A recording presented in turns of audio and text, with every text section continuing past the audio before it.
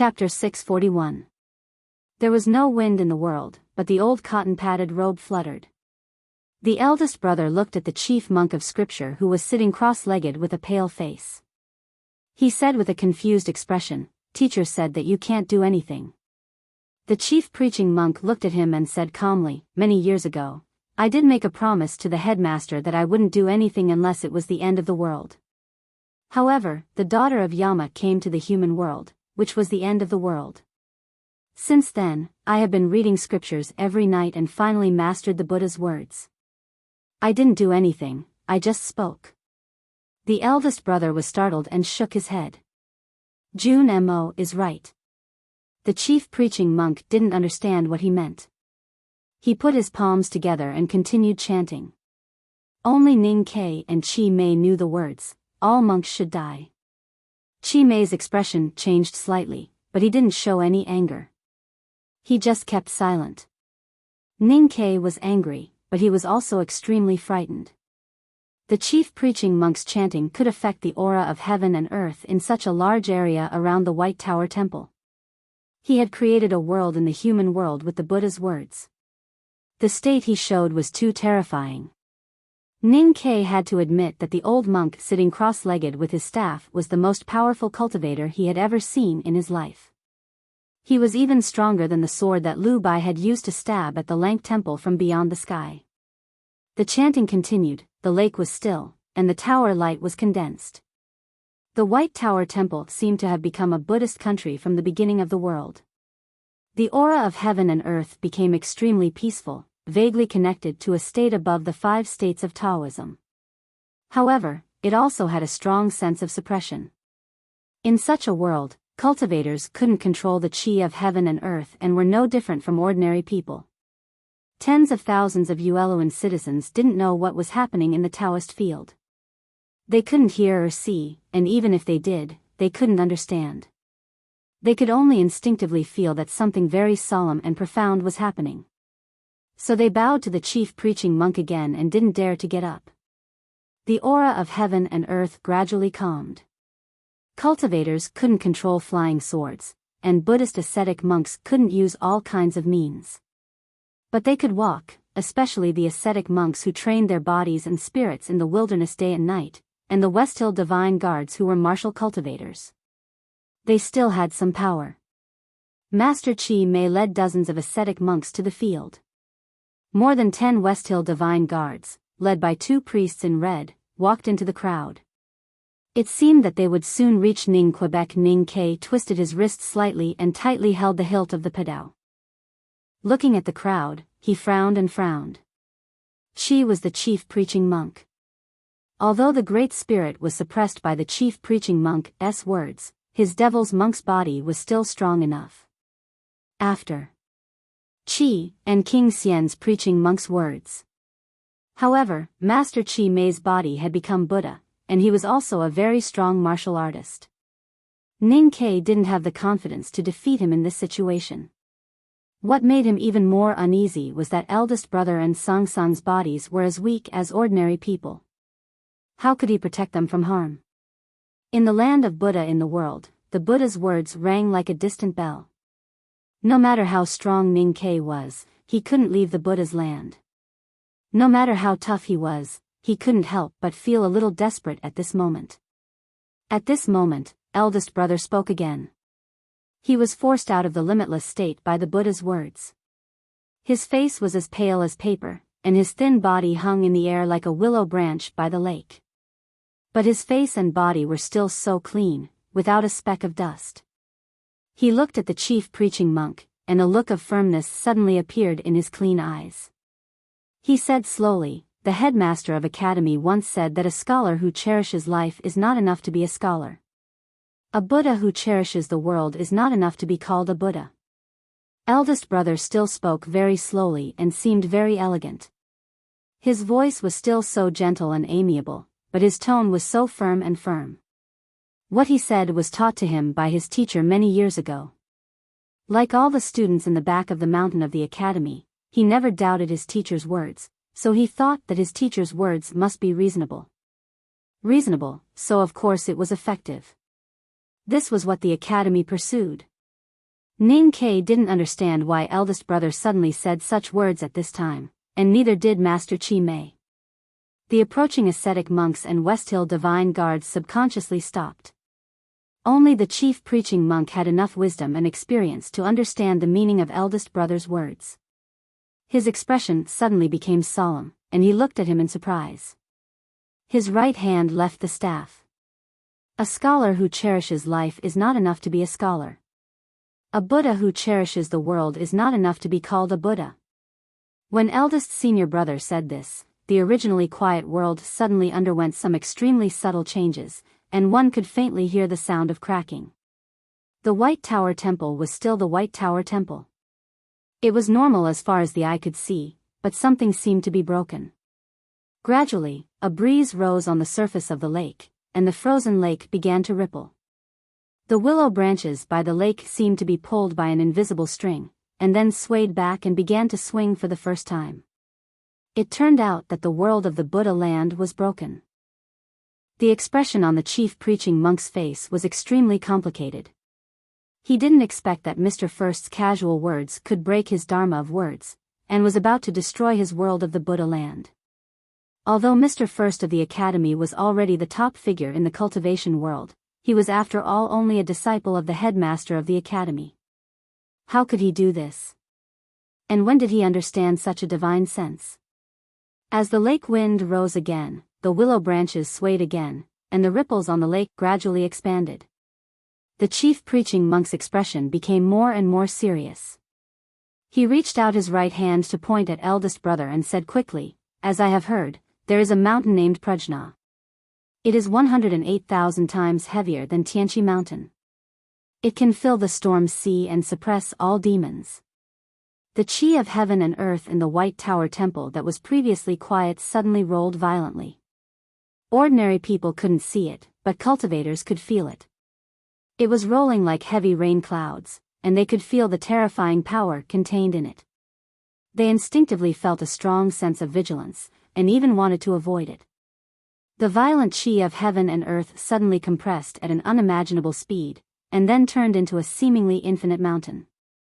It broke through the air and blasted at eldest brother's body that was gradually getting rid of the restraint of the Buddha's words. The Buddhist temple was still quiet, and there was no sound.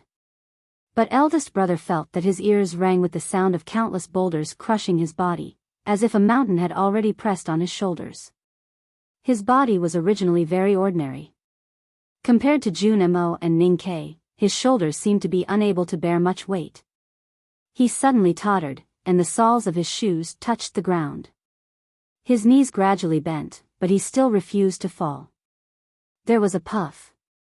Eldest brother spat out a mouthful of dark red blood. He stared at the chief preaching monk's eyes and rebuked him directly. Confucius said, "Everyone in the world travels in the same carriage. We should not look inside. Don't speak quickly. Don't point personally."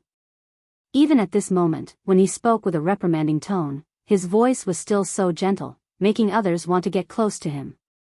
It contained a powerful persuasive aura, and it also contained an extremely powerful might. When the words "don't look inside" came out, the chief preaching monk suddenly felt a little sore in his eyes. When the words "don't speak quickly" came out, the scripture he was reciting quickly stopped.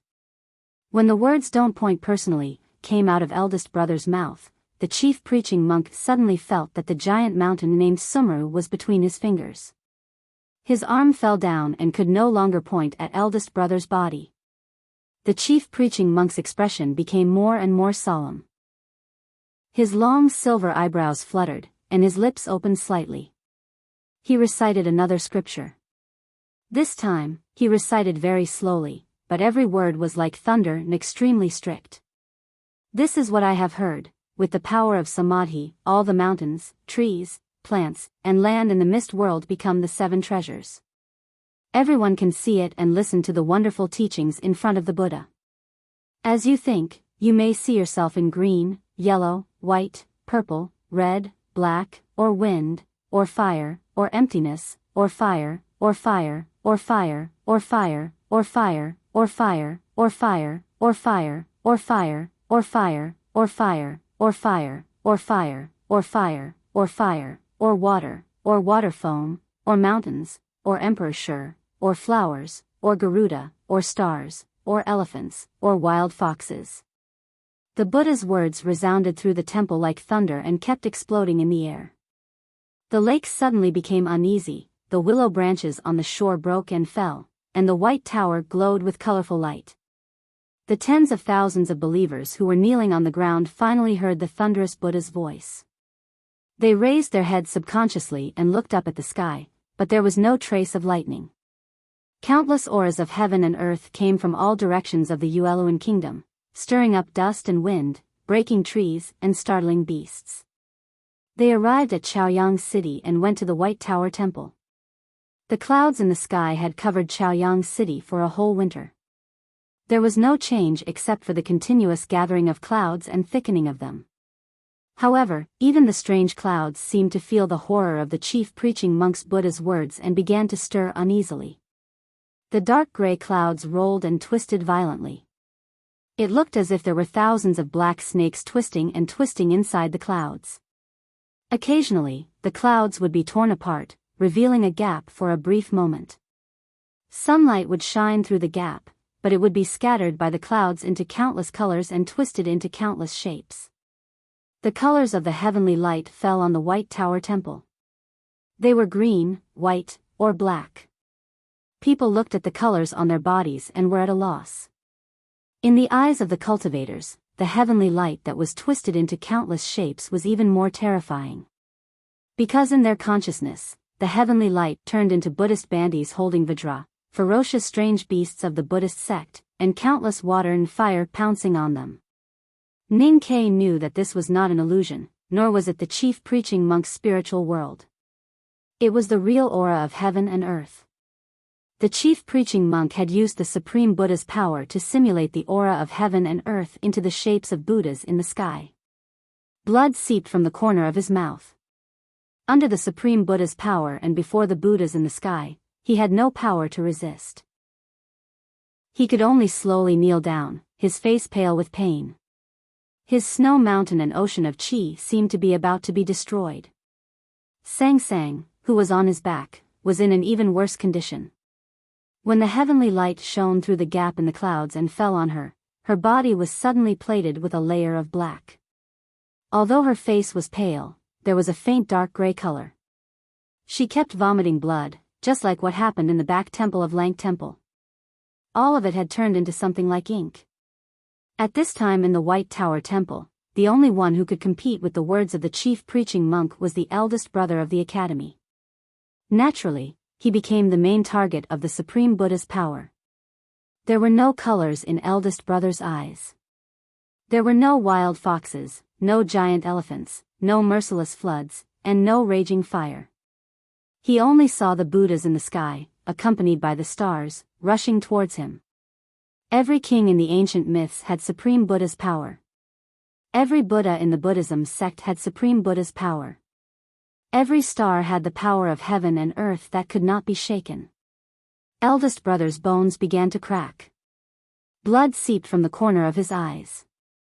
His face grew paler, and even his state was on the verge of collapse. However, his expression was still so resolute. Eldest brother raised his head and looked at the raging dark clouds. He looked at the seven-colored light that descended from the sky, the ancient gods and Buddhas, and the stars that fell like rain. He shouted, "I do not speak of strange powers and gods." He didn't speak. The chief preaching monk's silver eyebrows drooped. A streak of blood suddenly flashed across his old face. The Buddha's words suddenly stopped. Strange. Force. Chaotic. God. Eldest brother spat out a mouthful of blood with every word he said. He had spat out blood 4 times in a row. His face became extremely pale, like a clean snowfield that no one had ever seen before. As soon as he finished speaking, the clouds above Chaoyang City suddenly became still. The violent clouds that had been tearing each other squeezed together in fear, and the gaps that had been opened closed immediately. Not a single ray of light could penetrate the clouds and shine on the ground. The colorful colors disappeared instantly, and the White Tower Temple returned to its original appearance. The giant elephants and wild foxes formed by the power of Buddha made a few whining sounds and scattered into countless light spots, disappearing into the sky.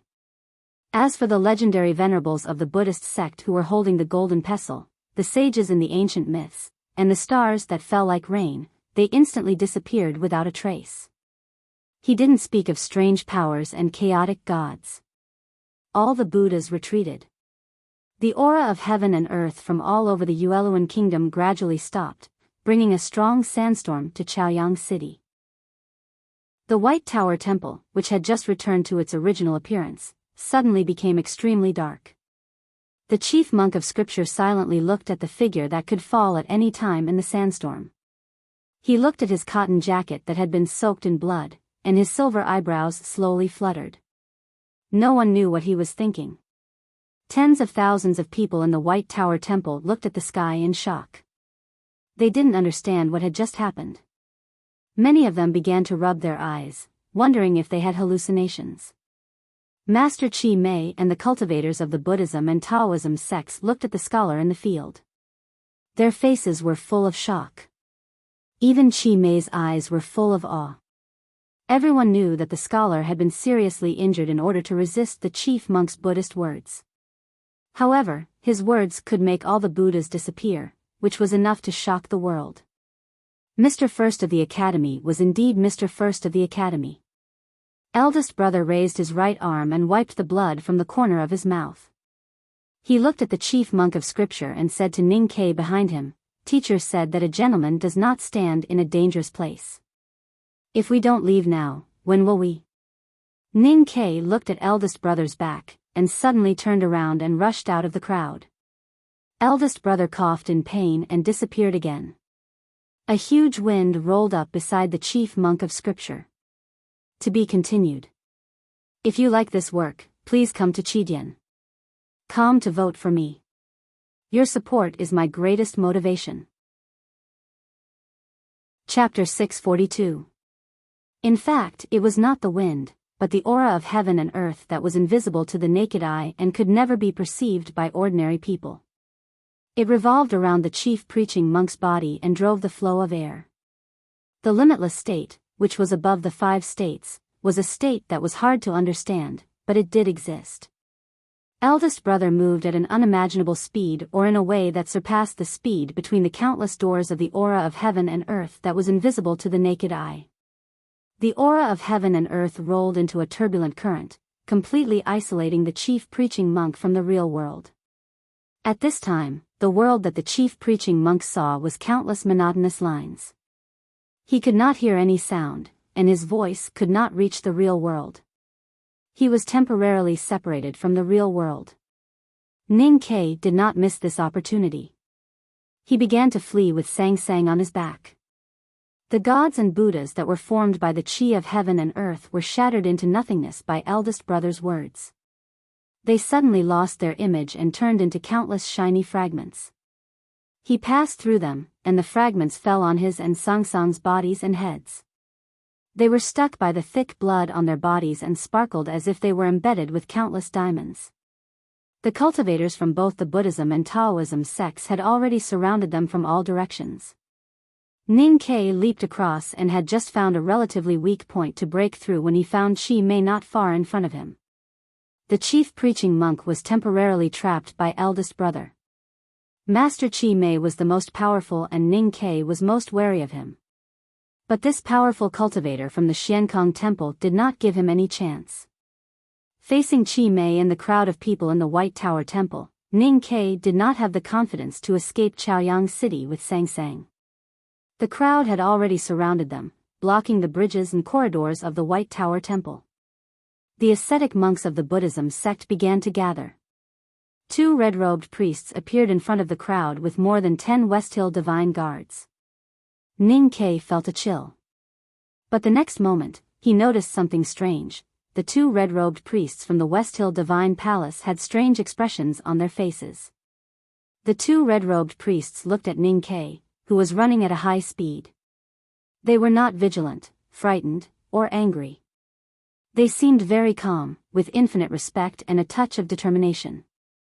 Ning Ke was sure that he had never seen the two red-robed priests before. Then he noticed that when the two red-robed priests showed respect and determination, they were not looking at him, but at Sang Sang on his back. The two red-robed priests stood beside Chi Mei. More than 10 West Hill divine guards and dozens of ascetic monks of the Buddhism sect were gathering toward them. They intended to form a thick wall here and stop Ning Quebec. A pure white flame slowly burned from the palms of the two priests in red, instantly illuminating the quiet temple that was shrouded in clouds. It was the Haotian divine light. The eyes of the dozen or so West Hill divine guards brightened under the Haotian divine light. Their previous fear of Ning Ke had turned into confidence and pride, as well as the fanaticism of martyrs.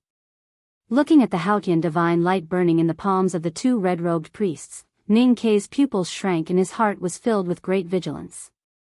Sang Sang, who was once the Lady of Light, possessed the purest Haotian divine light in the world. He was no stranger to the West Hill divine skill. He knew that even in the West Hill divine palace, where there were countless powerhouses, there were very few priests who could cultivate the divine skill. But today, there were two of them. The West Hill divine palace was indeed powerful. Seeing Ning Ke's figure getting closer and closer, the determination in the eyes of the two red-robed priests became more and more solemn and devout. The Haotian divine light burning in their palms became more and more intense. For holy white flames rose from their palms, illuminating the entire place. Master Chi Mei looked at Ning Ke and sighed. He slowly moved 2 steps to the side. Ning Ke understood what he meant. If Master Chi Mei and the two red-robed priests joined hands, he would not be able to break through. But he did not kill the little boy, so Chi Mei gave him a chance to fight with the two powerful red-robed priests first. However, both Ning Ke and Master Chi Mei did not expect that the two priests in red from the West Hill Divine Palace were not using their divine skills on Ning Ke, but on themselves. The flames of Haotian's divine flame gushed out from the palms of the two red-robed divine priests, gushed out from under their red robes, drilled through the gaps of the fine cloth, gushed out from their mouths, noses, eyes, ears, and every strand of hair and pore. The two divine priests' bodies seemed to have turned into 2 bright lamps.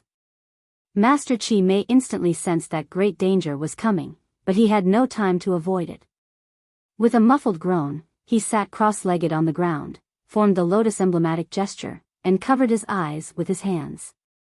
The two red-robed priests looked at Sang Sang in the distance and smiled calmly. Their smiles were illuminated by the light. Then their bodies shone brightly and suddenly burned themselves. Then, they self-exploded. Boom! Boom! Boom! The chi of heaven and earth in the White Tower Temple suddenly became chaotic. The lake water shook violently. Countless weeping willows broke and fell to the ground. Countless blood and broken limbs flew in the air. In an instant, many people died. The West Hill Divine Skill was the highest Taoist access to save and cure people. However, who would have thought that once they decided to burn themselves with light, they could kill people and have such a terrible power? The dense mass of people was forcibly blasted open by the explosion of the two red-clothed divine officials. In that empty area, there was only death, and no one was able to stand. As for the bodies of the two red-robed priests, they had already turned into ashes in the terrible self-explosion. There was no trace of them. Only the fragments of their red robes slowly fell in the air, like coagulated blood. A piece of the red robe floated to Ning Ke's shoulder. Sang Sang stretched out her slightly trembling fingers and picked up the piece of clothing. She looked a little confused. She did not know why the two red-robed priests had self-exploded so tragically. But she saw the way the two priests looked at her before they died, so she knew that it was all for her. The smoke and dust gradually dispersed. The White Tower Temple was a mess. There were cries and moans of the wounded everywhere. Looking around, there was a river of blood and piles of broken limbs. It was a terrible scene. There were countless deep bloodstains on Master Chi Mei's body, as well as many scorch marks. Although his body had become a Buddha, he was still seriously injured in the face of the self-explosion of two priests in red from West Hill. If he hadn't stepped aside when he saw Ning Ke coming over, he would have been even more seriously injured at this time. He put down his palms that covered his eyes and looked at the scene. His face became extremely serious. He did not find Ning Ke and the daughter of Yama. The dozens of black crows had flown far away. I made a huge mistake. I thought writing on an empty stomach would make me feel better, but I forgot that I'm a foodie, so I feel terrible writing.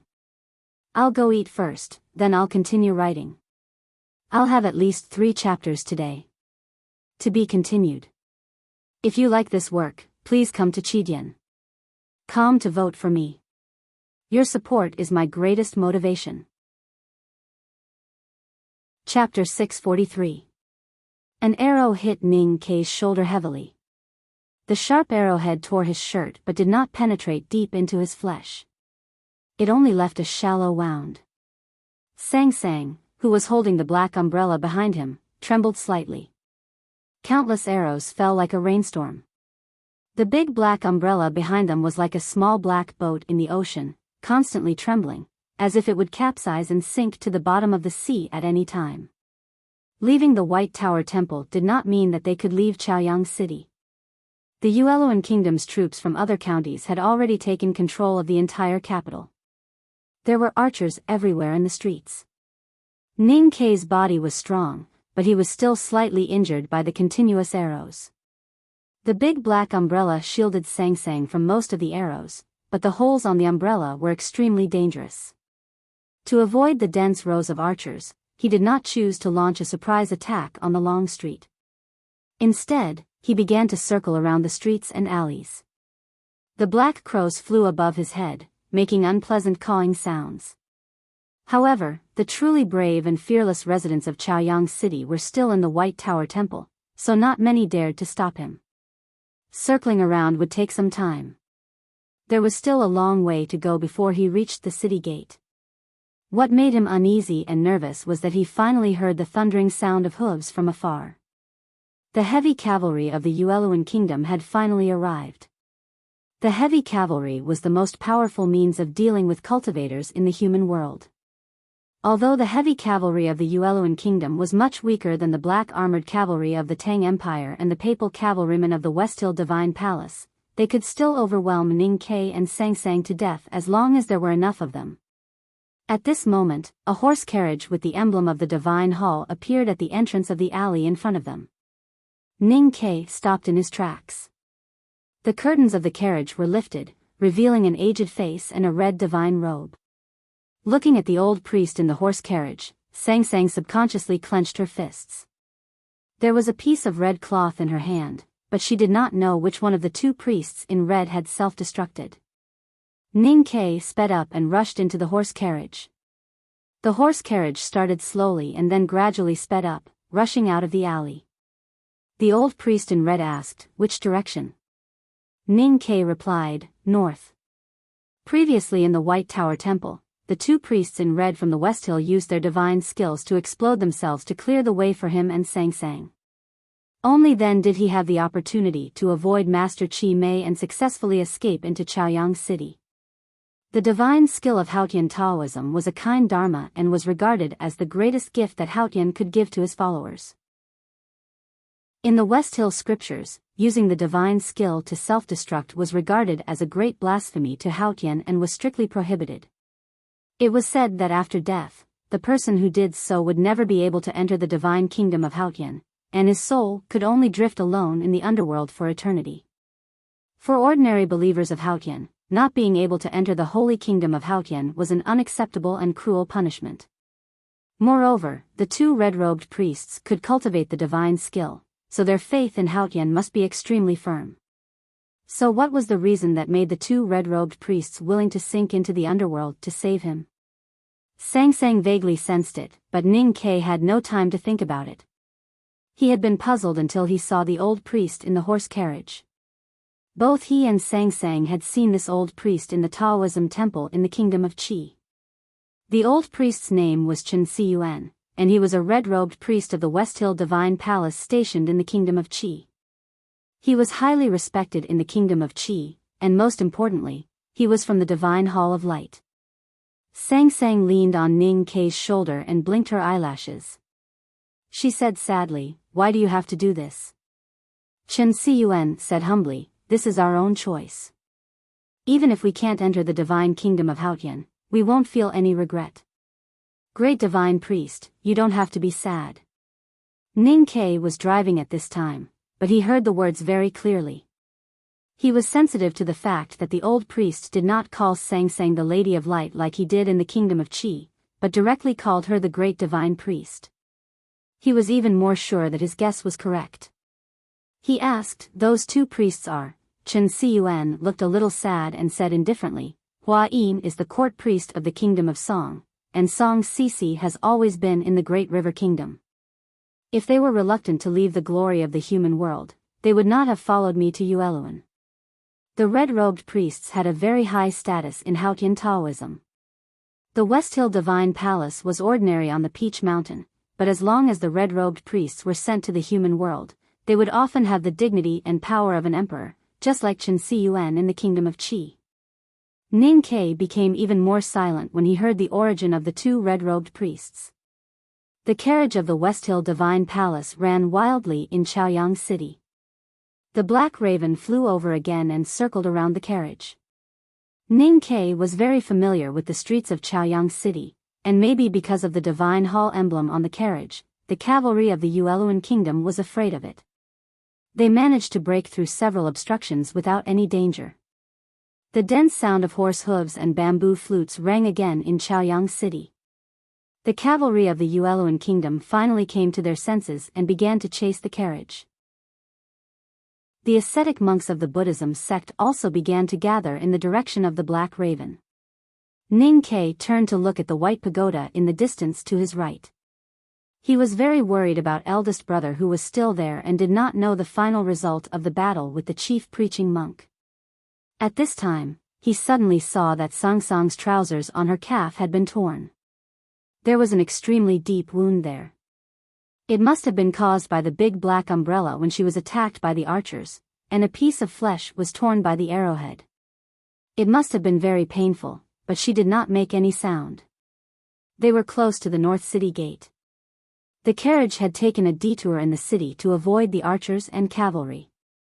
The ascetic monks of the Buddhism sect had already arrived there, and Ning Kei could even sense the aura of Master Chi Mei. Chen Siyuan looked in the direction of the North City gate. The wrinkles on his face became deeper, but his eyes were extremely calm. It was the true calmness of someone who did not even care about death. This calmness showed that he was extremely determined. He looked at Sang Sang and the wound on her leg. The arrow wound on Sang Sang's calf did not bleed, perhaps because she had lost too much blood recently. However, there were some faint traces of black blood on the edge.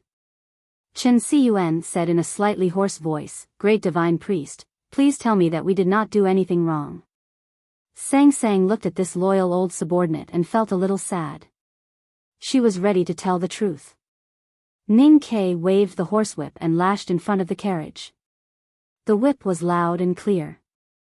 This horsewhip seemed to be lashing on Sang Sang's heart.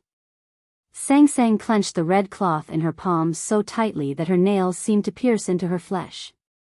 After a moment of silence, she looked at the wrinkles on Chen Siyuan's face and said calmly, "Light will never make mistakes." Hearing her answer, the deep wrinkles on Chen Siyuan's face stretched out. He seemed to be 10 years younger in an instant and was full of vitality.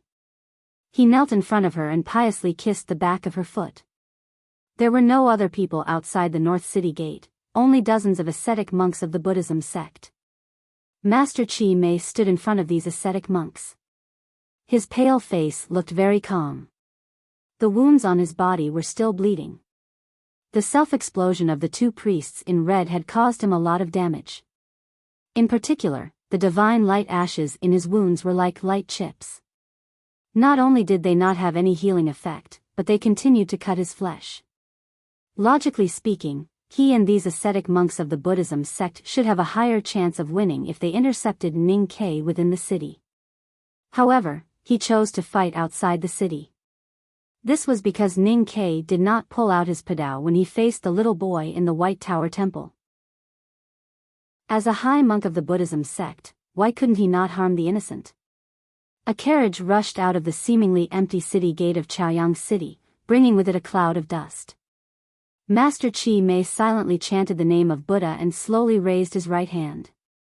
His index finger and thumb pointed at the horse. He actually used his incomplete hand to display the complete Buddhist mantra Mahamudra. The carriage did not stop. Instead, it instantly broke through the powerful aura of Buddhism and continued to crash into Master Chi Mei and the dozens of ascetic monks. The reason was that the carriage suddenly burned. It was not an ordinary burning. It was burning with Haotian's divine light. The Haotian's divine light that could purify everything in the world gushed out from the curtain of the carriage and instantly broke through the shroud of the mantra Mahamudra. Master Chi Mei suddenly froze. After the two priests in red in the White Tower Temple self-exploded, he knew that there were people in the West Hill Divine Palace who did not want the daughter of Yama to die. Therefore, he was extremely vigilant. However, he still did not expect that there would be another priest who willingly fell into the underworld. Moreover, looking at the Haotian's divine light that gushed out from the carriage, the priest in red was even more powerful. The burning carriage continued to move forward. Master Chi Mei hurriedly ordered the monks to retreat. His heart became heavier. What happened to the West Hill Divine Palace? What happened to the Haotian Taoism sect? In the entire Haotian Taoism sect, there were no more than 10 priests in red who could cultivate divine skills. Today, 3 of them actually came to Chaoyang City. And these 3 priests in red actually betrayed the West Hill Divine Palace to help the daughter of Yama escape. A blazing and bright ball of light appeared in the field outside Chaoyang City. The burning carriage instantly shattered and then turned into nothingness. Instead, it was replaced by countless powerful divine lights that gushed out and scattered in all directions. The wind was blowing and the gravel was rolling. Dozens of Buddhism sect cultivators were shaken away.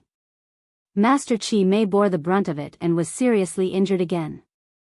When the priest in red, Chen Siyuan, began to burn the last of his life, Ning Kai had already jumped off the carriage from behind with Sang Sang on his back. Then, under the cover of the flame, he sprinted forward. The burning carriage was the most fearless vanguard, as well as the most valiant paving the way. The ball of light that the old priest exchanged for with his life shook the field outside the city. In the wind and gravel, Ning Kai carried Sang Sang on his back and rushed through the Buddhism sect powerhouses who had been shaken down. Sang Sang buried her head behind his shoulder. She did not look at the divine light that was falling everywhere in the field and clenched her fists. Ning Kai ran and looked at the great green mountain not far away in the north. He whistled. The sound of the whistle was neither loud nor sharp. It seemed to be carelessly blown. But the black crows flying in the sky heard it very clearly and responded with unpleasant cawing sounds. In the distant great green mountain, there came a sad neigh of a horse. I'm suddenly excited to write and haven't eaten yet. Go eat now and try to finish the 3rd chapter before 3:00. To be continued. If you like this work, please come to Chidian.com to vote for me. Your support is my greatest motivation. Chapter 644. The big black horse had been living in the Great Green Mountain this winter. It did not feel lost after leaving Ning Kai's side, nor did it have any problems in life. Instead, it was free from the confinement. It chewed flowers, ate meat, slept lazily, and basked in the sun all day long. It was so happy that even the dark clouds that shrouded Chaoyang City only worried it for half a day. However, recently, countless powerhouses gathered in Chaoyang City like the pictures in the sky. Especially since this morning, when the chi of heaven and earth in the city was in chaos, it knew that its happy time was coming to an end. It had no choice but to find the bushes, endure the thorns, and dig the ground covered with thick leaves. Its front hooves were very powerful. Once it kicked with all its strength, it was much more powerful than the hoes of ordinary laborers. It did not take long for it to kick away all the leaves and dig out the pit. The black carriage lay quietly in the pit. Except for some dust, it was not damaged at all. The lasso and shafts were slightly erected in front of it, indicating that it had long been prepared. The big black horse sighed and lowered its head to get into the lasso. Then it exerted all its strength and stamped its four hooves on the slanting wall. It spent a lot of effort and finally dragged the heavy carriage to the ground. It dragged the carriage out of the thorns and through the dense forest. It was slightly relieved when it did not see any tourists along the way. Then it realized why there were no tourists and became very worried. It came to the grassy slope in the south and looked toward Chaoyang City. It panted slightly and waited nervously. After waiting for a long time, it finally heard the familiar whistle. The whistle was very soft, but the big black horse heard it clearly.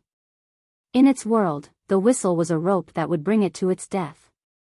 To its annoyance, it had thought that it hated the whistle, but after hearing it, it found that it could not help but be excited.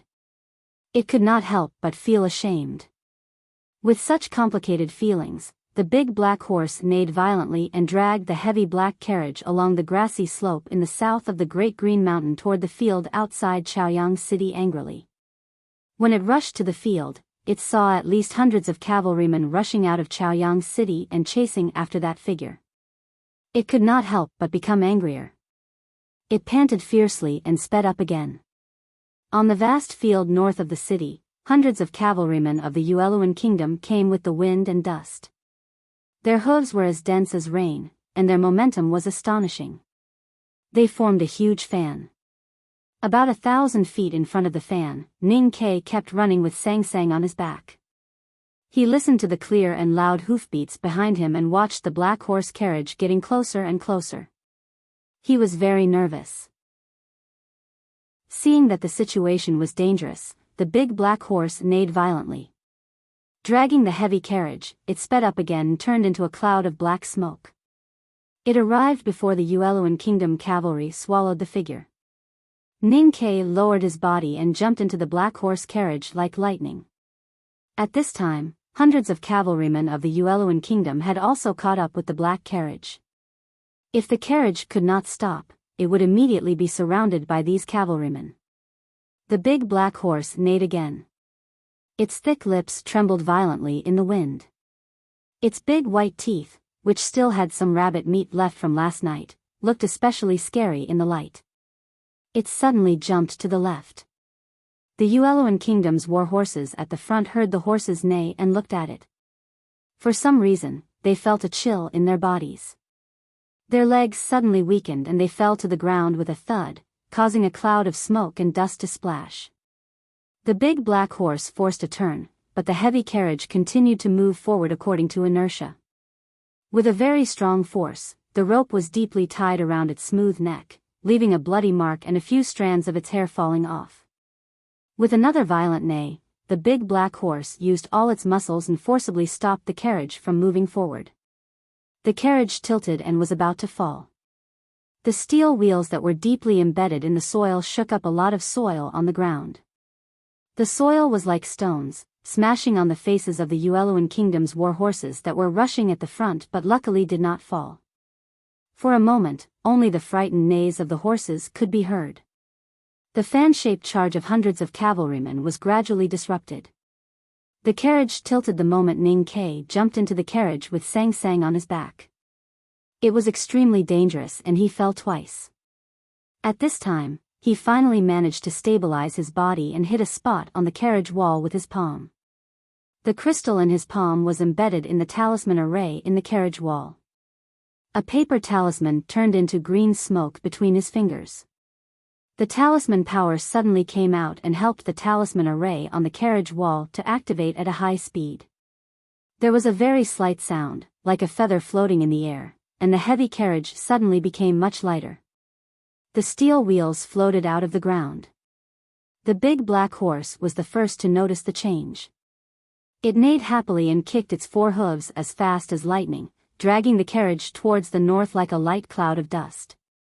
The big black horse's speed was really unreasonably fast. Once the talisman array on the carriage was activated, no one in the world could catch up with it except for cultivators in the distanceless state.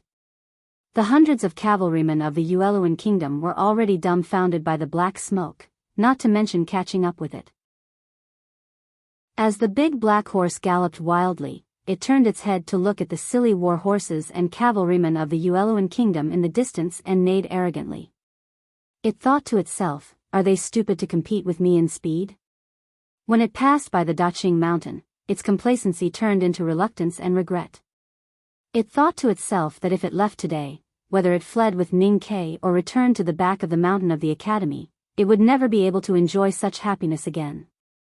Thinking of this, the big black horse could not help but sigh and neighed loudly.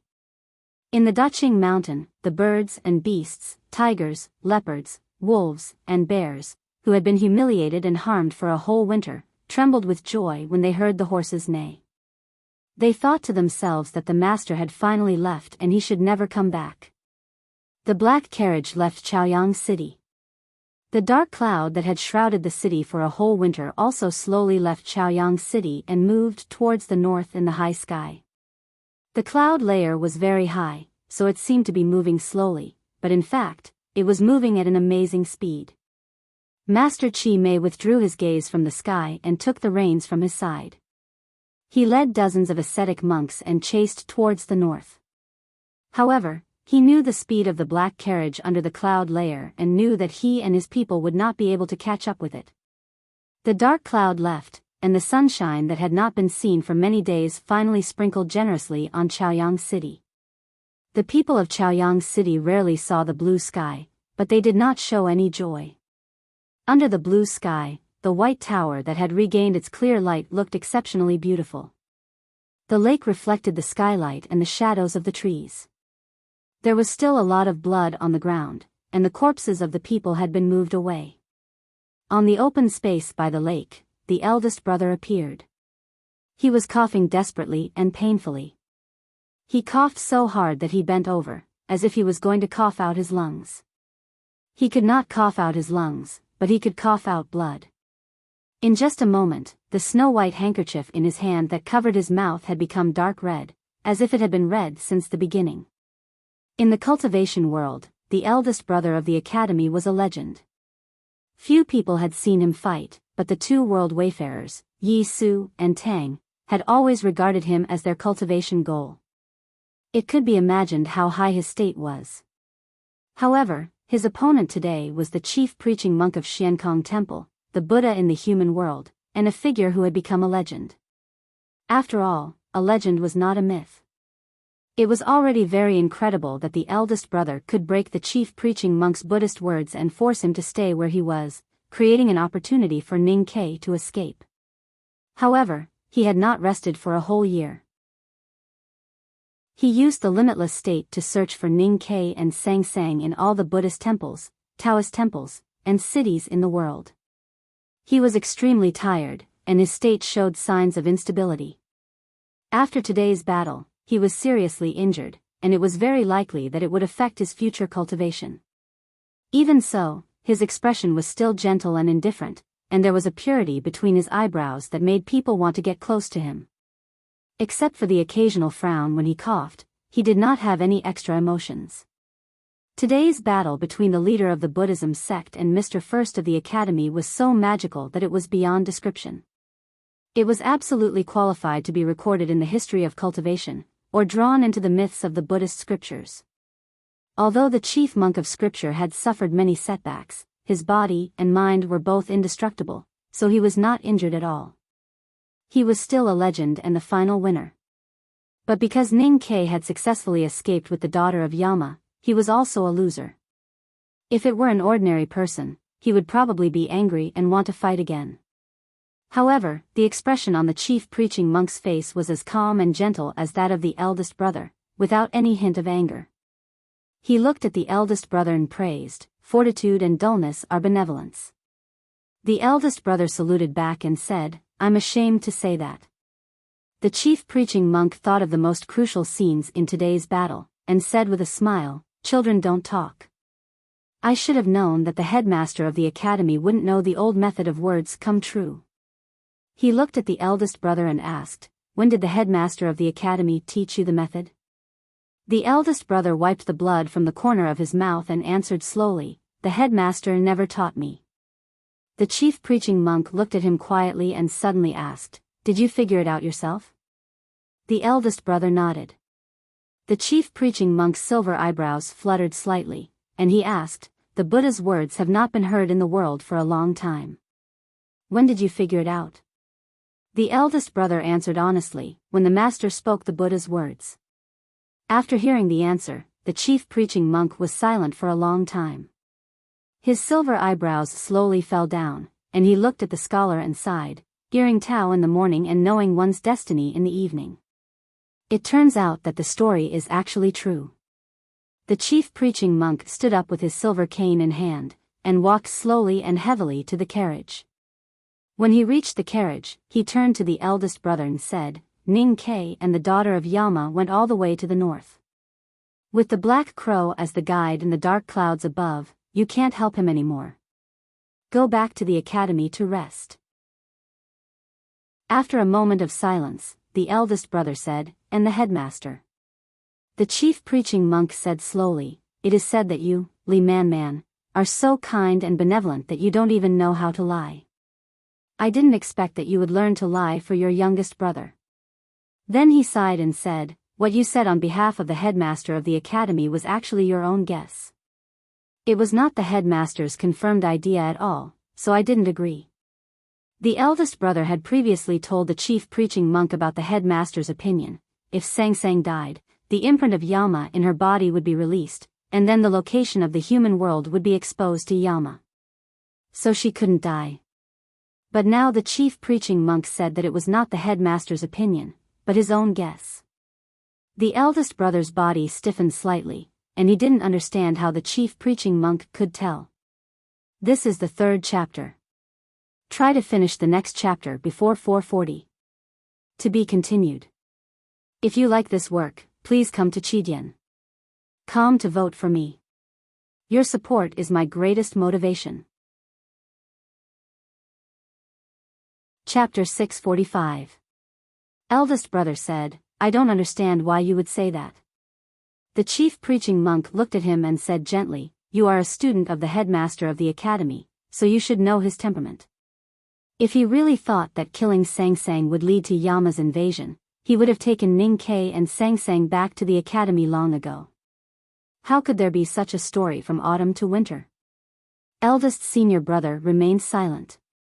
"I heard that in the Lang Temple, Yi Su once said that Haotian Taoism is doing the right thing, while the Buddhism sect is doing what we think we should do. Only the academy is doing what makes you happy." The chief preaching monk looked at him and said, "You have no faith and no awe. Maybe you can be infinitely powerful, but if you go on like this, you may find that you don't know what makes you happy in the end. I don't know if the headmaster of the academy is happy now, but I know he is hesitating. He doesn't know what is right and what can make him happy. Please send my greetings to the headmaster of the academy when you return. Tell him that the future of the human world depends on his hesitation." After saying this, the chief preaching monk held his staff and climbed onto the carriage with difficulty. The 16 horses neighed painfully and pulled the carriage slowly out of the temple. Looking at the carriage slowly leaving, eldest brother was still silent. He thought, would the headmaster hesitate? But if the headmaster didn't hesitate, he would have done it long ago. Winter had left, but spring had not completely arrived. The plants in the low mountains in the north of the Ueluan kingdom began to turn green. But hiding among the withered branches and frost leaves, it was not pleasant enough. The scenery on both sides of the mountain road was a little desolate. It looked like monotonous moving blocks of color on the carriage window. It was not much better than the dullness of the wilderness. In the carriage, Sang Sang was wearing a fur coat and holding a thick quilt. Her face was pale and she held a leather bag filled with liquor in her hand. When she felt cold, she would drink a few mouthfuls to warm her chest and abdomen. But she could not stop coughing. Ning Kei stared at the small medicine pot on the copper basin and carefully calculated the time. He coughed from time to time. He had basically recovered from the injury he had suffered in Chaoyang City, but there was still a small problem with his lungs. Sang Sang's arrow wound had already healed under his meticulous care. What made him uneasy now was that the cold aura in her body was showing signs of stirring again. He didn't know if it was because of the continuous escape, but the cold aura in her body showed signs of stirring again. The pungent smell of medicine gradually filled the carriage. He took down the bottle and put it on the floor to cool. Then, he took the wine bag from Sang Sang and stuffed a Buddhist scripture into her hand. I can. Sang Sang looked at him pitifully. Ning Kei's heart was as hard as stone. He was unmoved and said, Master Qishan said to read the scriptures and learn Buddhism. Even if you can recite it backwards, it is meaningless. What you need is to understand the meaning of Buddhism through reading the scriptures.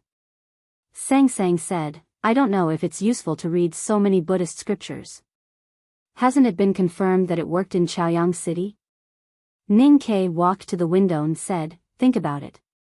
The chief preaching monk's Buddha's words are so powerful.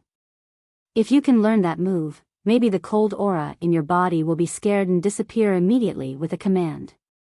Sang Sang smiled and continued to read the Buddhist scripture. Ning Kei lifted the curtain on the window and looked at the back of the mountain road. It was desolate. Evergreen pines and cypresses could be seen occasionally, but most of them were coniferous forests that had not yet sprouted new leaves. His eyes did not stay on the mountain scenery, but fell on the farther south. He wondered how eldest brother was doing now. This was the thing that worried Ning Kei the most after leaving Chaoyang City, apart from Sang Sang's health. He thought that since he had left with Sang Sang, the chief preaching monk had no reason to continue making things difficult for eldest brother at the risk of angering the teacher. So eldest brother should be safe. At this time, they were already hundreds of miles away from Chaoyang City. Master Chi Mei and the Yueluan Kingdom's cavalry had long been left behind. Ning Kei let the big black horse choose a side of the road and stopped to rest. Getting off the horse carriage, Ning Kei looked at the fine mountains and rivers on the side of the road with satisfaction. He patted the big black horse's back and filled the water bag. He began to stew dried meat and stuffed an old ginseng into its mouth. The big black horse chewed and swallowed the old ginseng in 2 bites. It felt a little bitter, but it knew that it was a great tonic. Naturally, it was too embarrassed to show its anger to Ning Quebec. This old ginseng and the herbs in the vat were stolen by Ning Kei from several especially luxurious mansions of princes and dukes in Chaoyang City in winter. They were all extremely precious items. The dried meat gradually became plump in the boiling water, and a smell of meat mixed with saliva overflowed the edge of the pot. The big black horse turned its head disdainfully and went to the side of the road to look for flowers to chew. It wanted to clear the bitter taste of the old ginseng in its mouth, but found that there were not even a few grasses, let alone flowers. It was very annoyed. Spending the winter in the Great Green Mountain has really turned you wild. Eating flowers is something that only people like 11th brother would do. What are you chewing on? Ning Kei reprimanded it and looked up at the sky. The dark cloud was still following Sang Sang. Compared to when they were in Chaoyang City, it was thicker and darker. It felt heavy, like an old, soaked cotton wadding. Ning Kei's mood was very heavy. The cloud made him very depressed. When he heard the cawing and saw a dozen black crows circling in the sky, he felt even more depressed and irritated. He really wanted to drive these black crows away, or even kill them directly. He shot them with the boxwood bow along the way, but it had no effect. He even wanted to try using the primordial 13 arrows, but he gave up the idea in the end. He was worried that these black crows could not be killed, and he would waste his precious iron arrows. Whether it was the cloud in the sky or the annoying black crows, they all followed the black horse carriage. There was a very strange smell, and they did not leave or abandon each other. It was tiresome and frightening. Ning Kei had guessed the origin of the cloud and the black crows.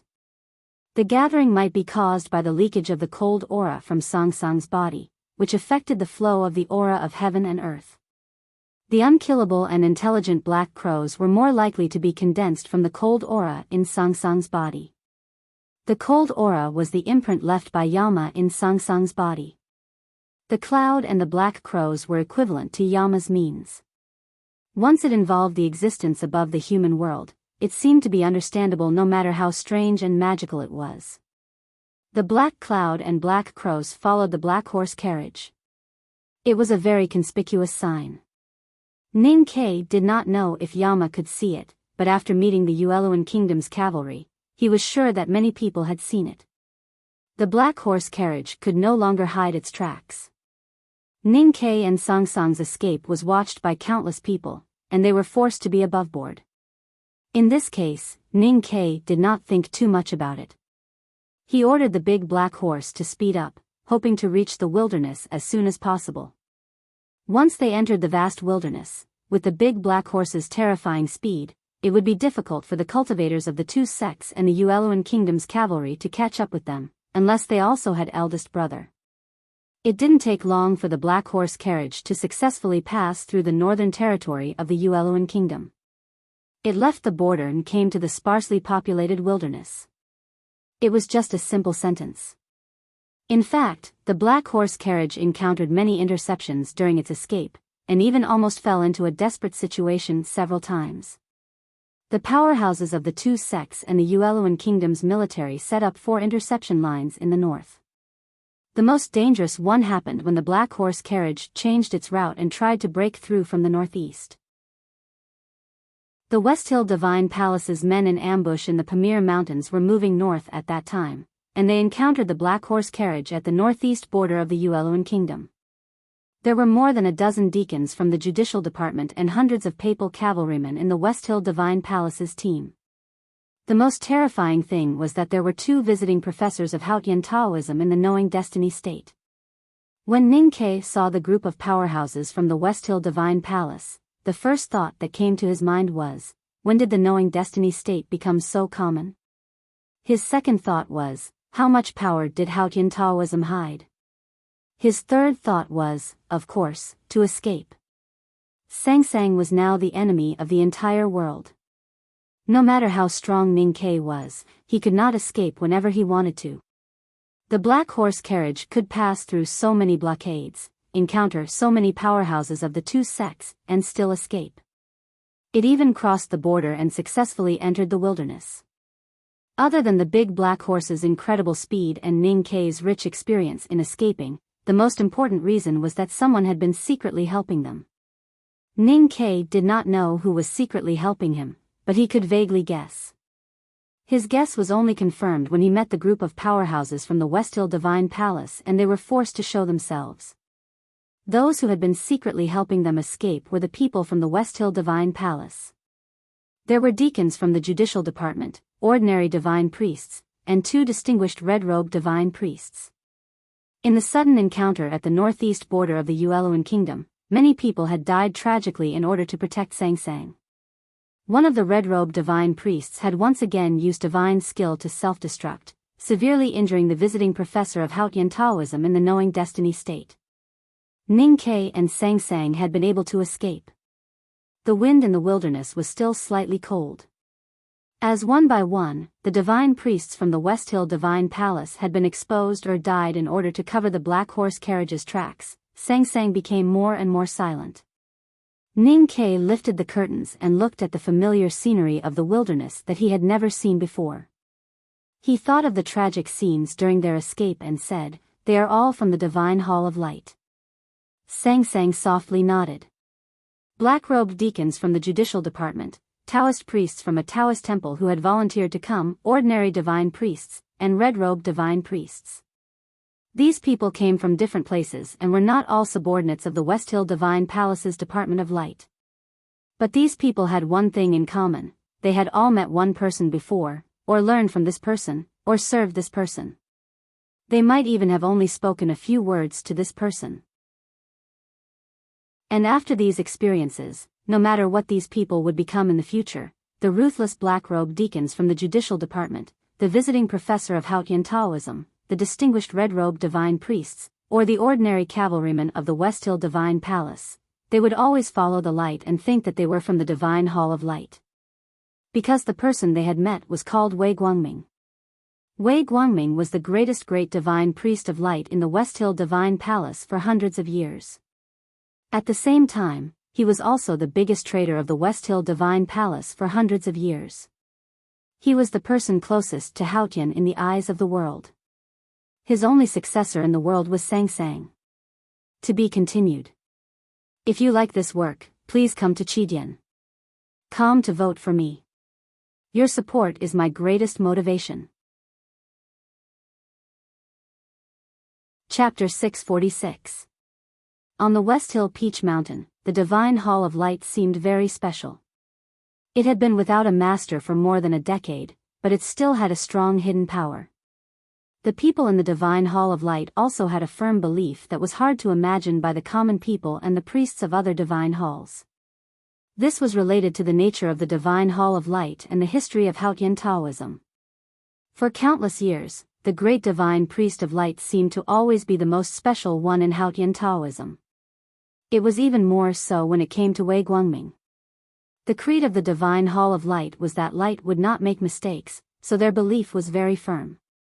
It pointed directly to the great divine priest and even gradually overshadowed the majesty of Haotian. Wei Guangming's imprisonment in the U prison was an unbearable humiliation for the people in the Divine Hall of Light. In addition, the West Hill Hierarch and the other two divine halls spared no effort to suppress and weaken the Divine Hall of Light, which made them extremely angry. How could they believe that the successor chosen by the great divine priest of light was the daughter of Yama? They firmly believed that Sang Sang was the Lady of Light and that the storm after the Lank Temple was just a plot by the West Hill Hierarch and the other forces of Haotian Taoism to suppress the Divine Hall of Light. They believed that it was an extremely dirty thing. In this case, how could they let the Lady of Light be imprisoned or killed? However, they were relatively weak, so they could only bear it for a long time and then suddenly exerted their strength. They came from all over the world with the sea, rain and wind, and kept sacrificing and dying. They used their own lives and souls to escort the black horse carriage through the blockade of the Buddhist and Taoist sects and successfully entered the wilderness. Ning Ke had no faith, so it was difficult for him to understand it. The Divine Hall of Light's strong and focused faith in Wei Guangming and Sang Sang made him even more confused and shocked. The black horse carriage traveled on the wilderness. He looked at the black soil melting outside the window and said, "My whole family and Darky's entire village died in the hands of your teacher. But I have to admit that your teacher is a very great person. 1,000 years ago, the great divine priest of light founded the Enlightenment doctrine. 1,000 years later, you, the Lady of Light, became the daughter of Yama. In the intervening 1,000 years, your teacher was probably the biggest anomaly or traitor of the West Hill Divine Palace. Compared to him, Longqing was nothing." Ning Ke looked at Sang Sang and said, "But I don't understand. Wei Guangming has been looking for the son of Yama all his life, and he has even killed his whole family and resorted to all kinds of means. When he died together with Master on Nameless Mountain, he had already revealed his intention of seeing through your real identity. Then why didn't he tell you? In the Lank Temple, Sang Sang's identity was exposed. There was a lot of evidence.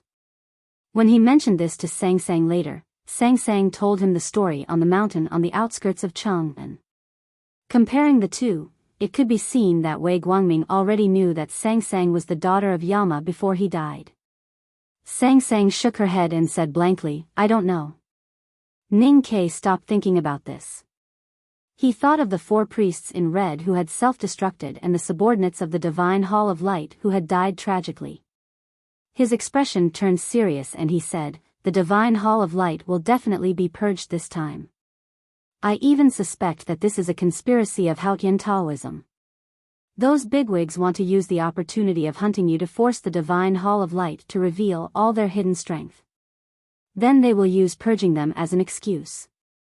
If they could not return to their homeland, where could they settle down?" Sang Sang had once asked Ning Ke this question. At that time, Ning Ke had said that the safest place for them now was the back of the mountain of the academy, where there was no one else. The most sparsely populated place in the world was naturally the wilderness. From the Lank Temple to the western wilderness through the space passage left by Buddha, and then to Ueluan, Ning Ke had thought about the route to the Pamir Mountains in the east, and then to the current route. But he had never thought about going south. That was because the south of the Yueluan kingdom had always been too quiet. The powerhouses of the Buddhism and Taoism sects had always stayed in the east and north of Yueluan.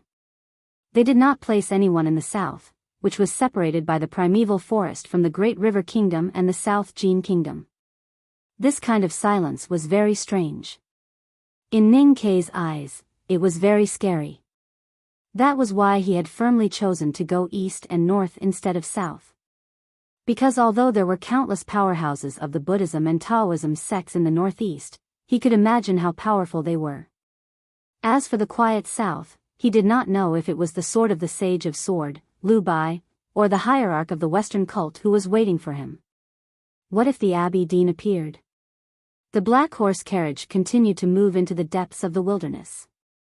After a few days, a swamp shrouded in fog appeared in front of the horse carriage. At this time, the sky was dim, so the swamp and the fog looked especially quiet and gloomy. Ning Kei knew that if he had a good view, he could see that the swamp spread to the north and south, and he could not see where the edge was. This was the quagmire. It was a very ordinary and even petty name, but it was the largest wetland swamp in the world. The wilderness where the Xiankong Temple and the Right King's Palace were located was called the West Wilderness. To the east was the Great Wilderness where the Golden Palace was located, and this swamp was between the West Wilderness and the Great Wilderness. It was like the vast Min Mountain, which naturally separated the two wilderness. If one wanted to go to the Golden Palace, then he had to pass through this swamp. The black crows circled above the horse carriage, cawing from time to time. They had accompanied them for too long, and Ning Kei was already used to it. Anyway, he could not do anything to these black crows, and he could only pretend that he did not see them. The black crows became bolder and bolder, and at this time, 2 of them even landed on the horse carriage. The swamp was very dangerous. The fog lingered all year round, and it was very easy to get lost. In the mud covered with shallow water and grass, there were many hidden pools that could devour people. Even Ning Kei did not have full confidence to walk out. The black horse carriage stopped at the edge of the swamp and rested for a while. Ning Kei made some simple but high-calorie food, and ate it with Sang Sang and the big black horse. He also decocted medicine for Sang Sang to drink, and then stood on the roof of the horse carriage to explore the way. 2 black crows squatted at his feet, and looked up at the iron cylinder-like thing between his hands. They cawed, as if they wanted to ask him what it was. Ning Kei was a little annoyed by the crows cawing. He stretched out his feet to chase the 2 black crows away, and then jumped off the roof. He walked to the window and handed the binoculars to Sang Sang, looking a little uneasy. "Can't you see the way?" Sang Sang asked. Ning Kei nodded and said, "The fog in the swamp is too thick, and I can't see the gravel path that the herdsman mentioned before. There is a talisman array in the horse carriage, so I'm not worried. I'm just worried that the big black horse will fall into it." The big black horse softly neighed when it heard that. Sang Sang walked down with the big black umbrella. Ning Kei guessed what she was going to do, and shook his head disapprovingly. He said, "I told you not to use the black umbrella, and your body is so weak now. I used it in Chaoyang City, and I didn't feel anything happened. If Yama really used the black umbrella to find me, why haven't I seen him for so many years?" Sang Sang said with a smile. Seeing that he still did not agree, she led the big black horse, stepped on the saddle, stepped on the horse's back, and then climbed to the roof of the carriage. She crossed her hands and opened the big black umbrella. At the edge of the swamp, a black flower bloomed on the roof of the carriage. After a long time, Sang Sang motioned for Ning Kei to carry her down. Ning Kei noticed that her face became paler, but her body temperature was still normal, so he was a little relieved. "The swamp is too deep, and I can't see far. But there are indeed gravel paths, but they are covered by mud and water plants, so it's hard to find them. Besides, Master Chi Mei and the others are only 30 miles away from us." After saying this, Sang Sang rubbed her slightly painful eyebrows. She suddenly felt annoyed in her chest and abdomen, and coughed repeatedly. What made people feel helpless was that what she coughed up was not blood, but some black foam. Ning Ke took out a handkerchief and wiped the black foam off the corner of her mouth. He found that the black foam looked very clean and did not smell fishy. It even had a faint sweet smell. He smiled and said, "It really looks like black sesame paste." Sang Sang frowned slightly and said uncomfortably, "It's too disgusting." According to common sense, swamps and wetlands should only appear in hot and humid areas in the south. This place was deep in the wilderness, and it was cold and short of water all day long. There should not be any swamps at all. However, the quagmire was really strange. There were countless geothermal sources under the wilderness. For tens of thousands of years, they constantly spewed hot spring steam to the surface of the wilderness. It never froze all year round, which was why there was such a large swamp. It would not freeze even in the cold winter, and there would only be a thin layer of frost on the surface of the swamp. It was almost spring now, and the hot springs quietly flowed and spread. The thin frost had all melted, and the swamp became even more muddy. The big black horse's front hooves all sank into the wet mud of the swamp, and there was a smacking sound. Its chest was touching the ground, and it looked extremely dangerous. However, it was just bored and put its head in the mud, as if it was resting. Ning Ke stepped on two large pieces of iron and walked to its side. He reached out and grabbed the reins. He activated the Great Spirit slightly, and a strong force appeared in his right arm, and he forcibly lifted it out of the wet mud. The big black horse hurriedly turned to the side, and finally walked to a slightly firmer ground. It kept shaking its head, but the mud on its head could not be shaken off no matter how hard it tried, and it looked very embarrassed. Sang Sang's body was slightly better. The water vapor in the swamp was rising, and the temperature was not low, so she had been sitting on the shaft of the carriage to relax. Looking at this scene, she could not help but laugh. At this time, they had already reached the depths of the swamp known as the quagmire, and there were no longer any pursuers behind them. What they had to resist now was not the human world, but nature. The ground of the swamp was extremely soft, and it was difficult for plants to grow in the water that was rich in sulfur and other things. There was only endless wild moss, which made it even more slippery to walk, and it was easy for them to sink into the dark pool. For ordinary people, this swamp was equivalent to a dangerous place. Although Ning Ke and his group were not worried about being swallowed by the swamp, it was still extremely difficult to walk. They often could not find the pebbles that the herdsman had mentioned under the moss, and they had to wade through the mud, which made their speed very slow. Fortunately, the talisman array made the carriage as light as a feather. Otherwise, they would not be able to walk more than 2 miles in this swamp. There were a few times when they encountered a large area of water, and they really could not find a way through. Ning Ke had to spend a lot of psyche power to stick several wind talismans on the big black horse, and they finally got through the difficulties. "I'm getting more and more tired, and it's getting later and later. I'm really sorry, but there are at least 2 more chapters today. Keep working hard. I have something to report to everyone. There are only 2 days left in this month, and there is still half an hour left. Chidian can only vote twice a day, so if you have more than 2 votes, you have to vote now. Otherwise, it will be a pity if you can't vote tomorrow. To be continued. If you like this work, you are welcome to vote for me and vote for me. Your support is my biggest motivation." Chapter 647. A difficult and dangerous place like the quagmire was more inaccessible, which meant it was safer. That was what Ning Ke thought, and so did many animals. The lake emitted a faint smell of sulfur and could not grow any big plants, but the moss could be eaten, and the heat could avoid the winter, so many animals lived in the swamp all year round. Their main food was moss or plankton in the water. There were no lions or tigers in the swamp, but there was a fierce beast that looked like a snake and was covered with light greasy hair. This fierce beast was called the capybara by the herdsman of the Golden Tribe Royal Court. It moved extremely fast and its saliva was slightly poisonous. It lived on carrion, and most of the horses and sheep that got lost in the swamp were killed by this fierce beast. Ninkei was naturally not afraid of this capybara. The capybara seemed to be able to sense his dangerous aura and would avoid him every time they met. But a few days ago, a capybara finally could not resist the temptation of the big black horse and wanted to taste the horse's meat. It hid under the water plants and launched a sneak attack on the big black horse. The big black horse bit the capybara to death and stomped it with its front hooves in disdain. Then it lowered its head and licked it. It tasted terrible and did not eat it. The fog in the quagmire became thicker and thicker. They could no longer see the thick dark cloud.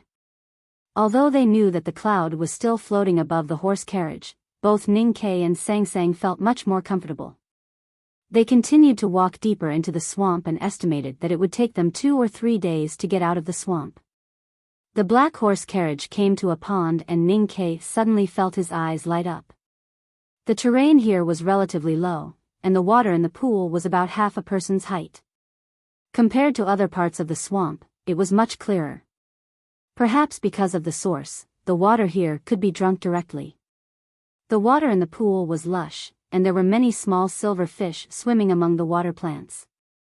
There were also more than 10 white water birds drinking by the side of the pool. If eldest brother saw this place, he would be very happy. Ninkei walked to the pond and his eyes, which had been tortured by the desolation and the swamp for many days, were suddenly refreshed by the lake. He reached into the pond and found that the temperature was just right. Then he let Sangsang take a bath. The big black horse was chased to another pond. It rushed into the pond, neighing happily and shaking its head to wash off the mud on its body. Then it began to stare at the silver fish swimming in the water and drool. Sangsang took off her heavy fur coat and the thin shirt inside and walked into the pool. She shivered a little when the breeze blew over the surface of the pool. She hugged herself with both hands, feeling a little cold. Sit in the water, and it will be warm. Ninkei walked behind her with a towel and prepared to rub her back. Sangsang obeyed. Her body slowly sank until her head was submerged in the warm water. Then she stood up again.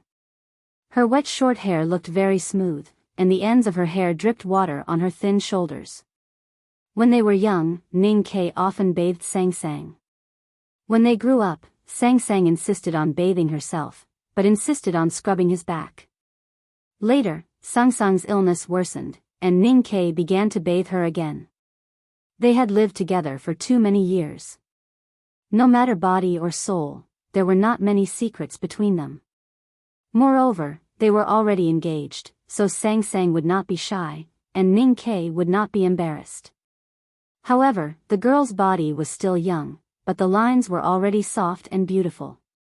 Sangsang had grown up after all. Ninkei gently rubbed his hands on her back, and after a while, he naturally reached to the front and held her. Sangsang said softly, "Is it too small?" Ninkei said, "It's not small anymore." He did not know if they were talking about the same thing. Sangsang suddenly coughed. Ninkei calmed himself down and began to scrub her back seriously. In the shortest time possible, he finished the bath and carried her back to the horse carriage. He dried her body and put on his clothes.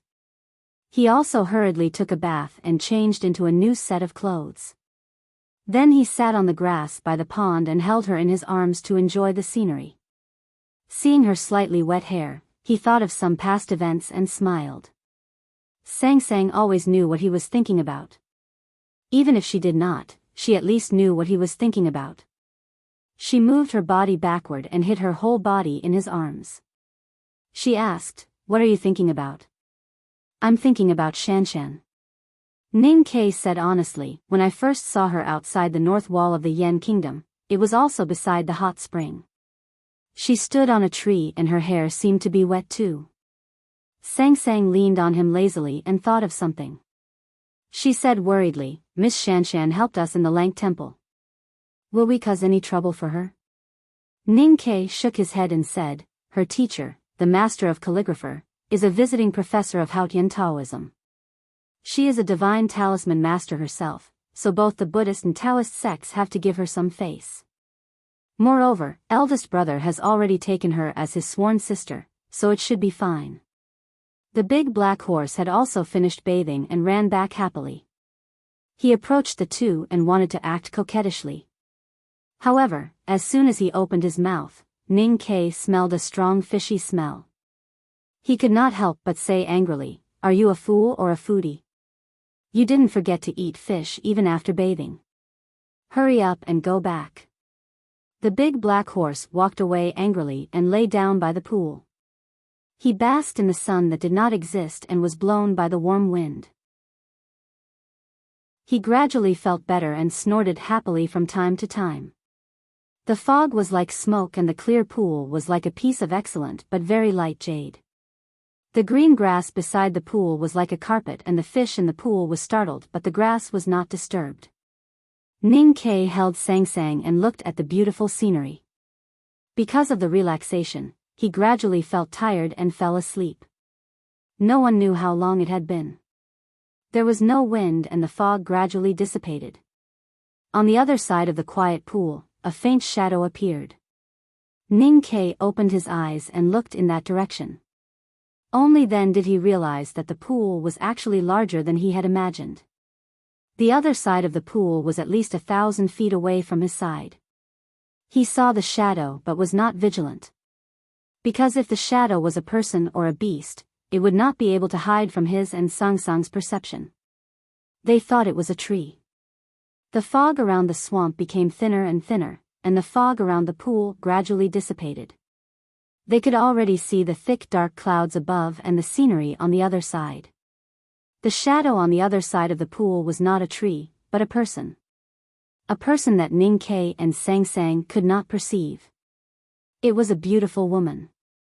Even from such a distance, they could still feel the charming aura exuding from her body. However, the aura was filtered by the bloody robe on her body and turned into a murderous and terrifying aura. There was no blood on the bloody robe. The robe of judgment was originally blood red. It was usually spotless, but now there were many mud spots on it. However, the woman under the robe still gave people a feeling of being out of this world. The woman was wearing a divine crown. The divine crown was made of gold, with mithril as the thread and was inlaid with 13 bright gems. It was as if there was a curtain of light hanging down from the edge of the crown and covering her face. It was so luxurious and beautiful that people could not look at it directly. Ning Ke knew that the divine crown was very precious because he had held it in the kingdom temple of the kingdom of Qi. However, he did not know that he would see this divine crown and this blood-red robe on his escape. But the moment he saw her, he understood that it was a matter of course. It was a big deal to kill the daughter of Yama in the human world. The Buddhism sect had even invited the chief preaching monk of the Xiankong temple. As the servants of Haotian Taoism would definitely take action. The powerhouses from Haotian Taoism and Luo Kadi who were lying in ambush in the Pamir Mountains seemed very powerful, but in fact, they were not enough. Even though the Abbey Dean of the Jishou Abbey was far away in the Nanyang, the West Hill Divine Palace should at least send a great divine priest. The West Hill Divine Palace invited the great divine priest was her. Ning Ke felt very lucky, but also very unlucky. He looked at the woman on the other side of the pool and did not know what to do except to remain silent. After a long period of silence, absolute silence, the atmosphere around the pool became very heavy and oppressive. The small silver fishes swam into the depths of the water plants in groups, and the dozens of white water birds flew away in fear. Perhaps the fog had predicted what was going to happen here in advance, so it escaped in advance. Ning Ke suddenly laughed and waved to the opposite side. He said, "What a coincidence to meet here." Yi Hongyu said, "I waited in the mud for dozens of days and finally met you and her. Don't you think it's a coincidence?" Ning Ke smiled and said, "Why do you have to make the atmosphere so serious? Speaking of which, didn't we have a good chat when we met in the kingdom of Qi a few months ago?"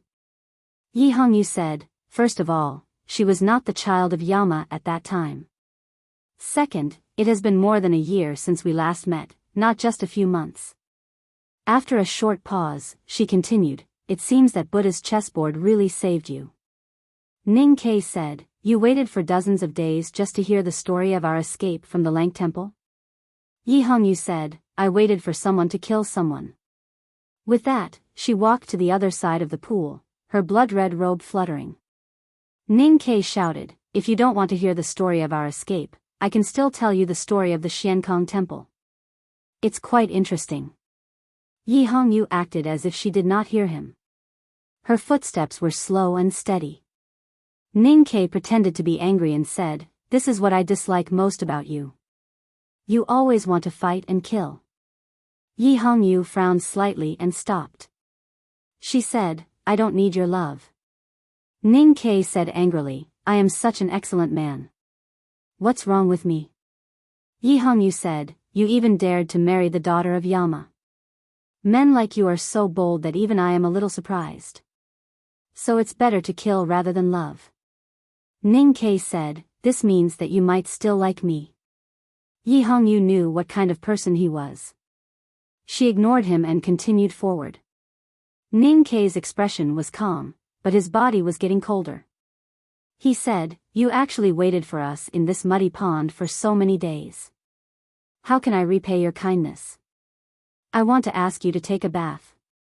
Yi Hongyu did not stop and said, "It's not easy to kill you. So I will definitely be stained with mud and your blood. I will wash later." Ning Ke shook his head and said, "I don't fight with women covered in mud. No matter what kind of fight it is, I will touch a handful of mud and smell no fragrance. It won't be fun." Yi Hongyu's expression was slightly cold. She said, "It's very perverted to like to kill women." Ning Ke stood up and looked at her calmly. He said, "You should know very well that we are all perverts. Also, try to finish writing before 4:30. To be continued. If you like this work, please come to Chidian. Come to vote for me. Your support is my greatest motivation." Chapter 648. I can't repay you for your kindness. Please take a bath. No matter who it was that said this, it would be very strange, let alone a beauty wearing a judgment god's robe. However, no one, including Ning Ke, could have expected what happened next. Perverts are abnormal. This should be a compliment. The frost on Yi Hongyu's face gradually dissipated and was replaced by a faint smile. She reached into her collar and began to take off the divine robe. Her slender fingers moved slightly, and the thin blood-colored divine robe flew with the wind, revealing her fair body. On the other side of the pool, Ning Ke and Sang Sang were stunned. Yi Hongyu did not care about their gazes. She did not hide anything and walked naked into the clear water under the clouds and in the swamp. Then, she began to wash her long black hair. Ning Ke and Sang Sang looked at the perfect body in the pool. Looking at the graceful and charming curves, they were even more stunned. They did not know what to say or if they should stop her. After a while, Sang Sang looked at the woman in the water and sighed, "So beautiful." Ning Ke stared at her and nodded, "Really beautiful." Yi Hongyu's appearance in front of the black horse carriage was not a coincidence, as Ning Ke had said. The dark cloud and a dozen black crows had been following them, but not many dared to enter the quagmire to search. However, Yi Hongyu had waited alone in the swamp for dozens of days. There was no reason that she could not find them. She did not care that her body was seen by Sang Sang, especially Ning Ke, not to seduce them. Ning Ke thought of the two divine lights in her eyes on the stone steps of the kingdom of Qi and vaguely understood the reason. Those who sat on the divine throne paid more attention to spiritual cultivation and pursued the state of unhindered Taoist heart. To Yi Hongyu now, no matter how perfect and attractive her body was, it was just an annoying shell. She could not wait to throw this shell into the trash, so why would she care about being seen by others? Ning Ke suddenly asked, "How did you know that I would go this way?" Yi Hongyu took out a comb from somewhere and gently combed her hair while standing in the water. The water was up to her waist and her black hair was wet and fell on her bare chest. It was a beautiful scene. You just said that we are all perverts. I know you very well. With your character, whether you want to return to the Tang Empire or go to the wilderness like that idiot Long Qing, you will choose to cross the quagmire. Ning Ke said, the quagmire is not a real pond. This swamp is huge. Aren't you afraid of missing it? Yi Hongyu continued combing her hair and looked at the black crow on top of the black horse carriage. She said calmly, Hao Tian's will not let me miss you. After a moment of silence, Ning Ke asked solemnly, must I? You must. Yi Hongyu combed her wet hair to the top of her head and tied it into a simple bun. Water dripped from her hair and fell into the pool, making a monotonous sound, just like her voice at that moment. As the adjudicator, my mission is to judge the sins and evils of the world on behalf of Hao Tian. Ning Ke said, but we are not guilty. Yi Hongyu said, it was already beyond my expectations that you could escape from Chaoyang City. It is not hard to imagine that you have killed many people in the process. Ning Ke said, if others want to kill me, I will kill them. Yi Hongyu said, if you don't care about her, who would dare to kill you? Ning Ke said, idiot, she is my wife. Yi Hongyu frowned slightly and asked, even if your wife is the daughter of Yama? Ning Ke said, even if she is the daughter of Yama, she has never done evil. Yi Hongyu said, I heard that Mr. First said the same thing in the Lank Temple. It seems that everyone on the second floor of the academy is like this.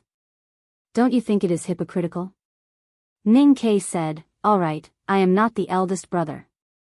It is not convincing for me to say such things. But she is still my wife. Even if she is guilty of many crimes, can I not care about her? That makes sense. But this is your reasoning as a man, not the reasoning of the human world. Sacrificing one person to save the whole world. Is this the reasoning of the human world? I believe that both the chief preaching monk and Master Chi Mei are willing to die with Sang Sang. But you are not such a person. Yi Hongyu said, that is right. My existence is the most important thing. Whether your wife dies or not is not enough for me to die with her. If the underworld really invades in the future, I will fight with Yama before I die. My life will not be in vain. But this does not affect me from trying to kill her. Why?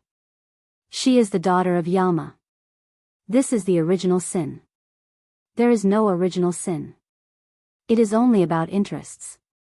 It involves the interests of most people and the whole of the human world.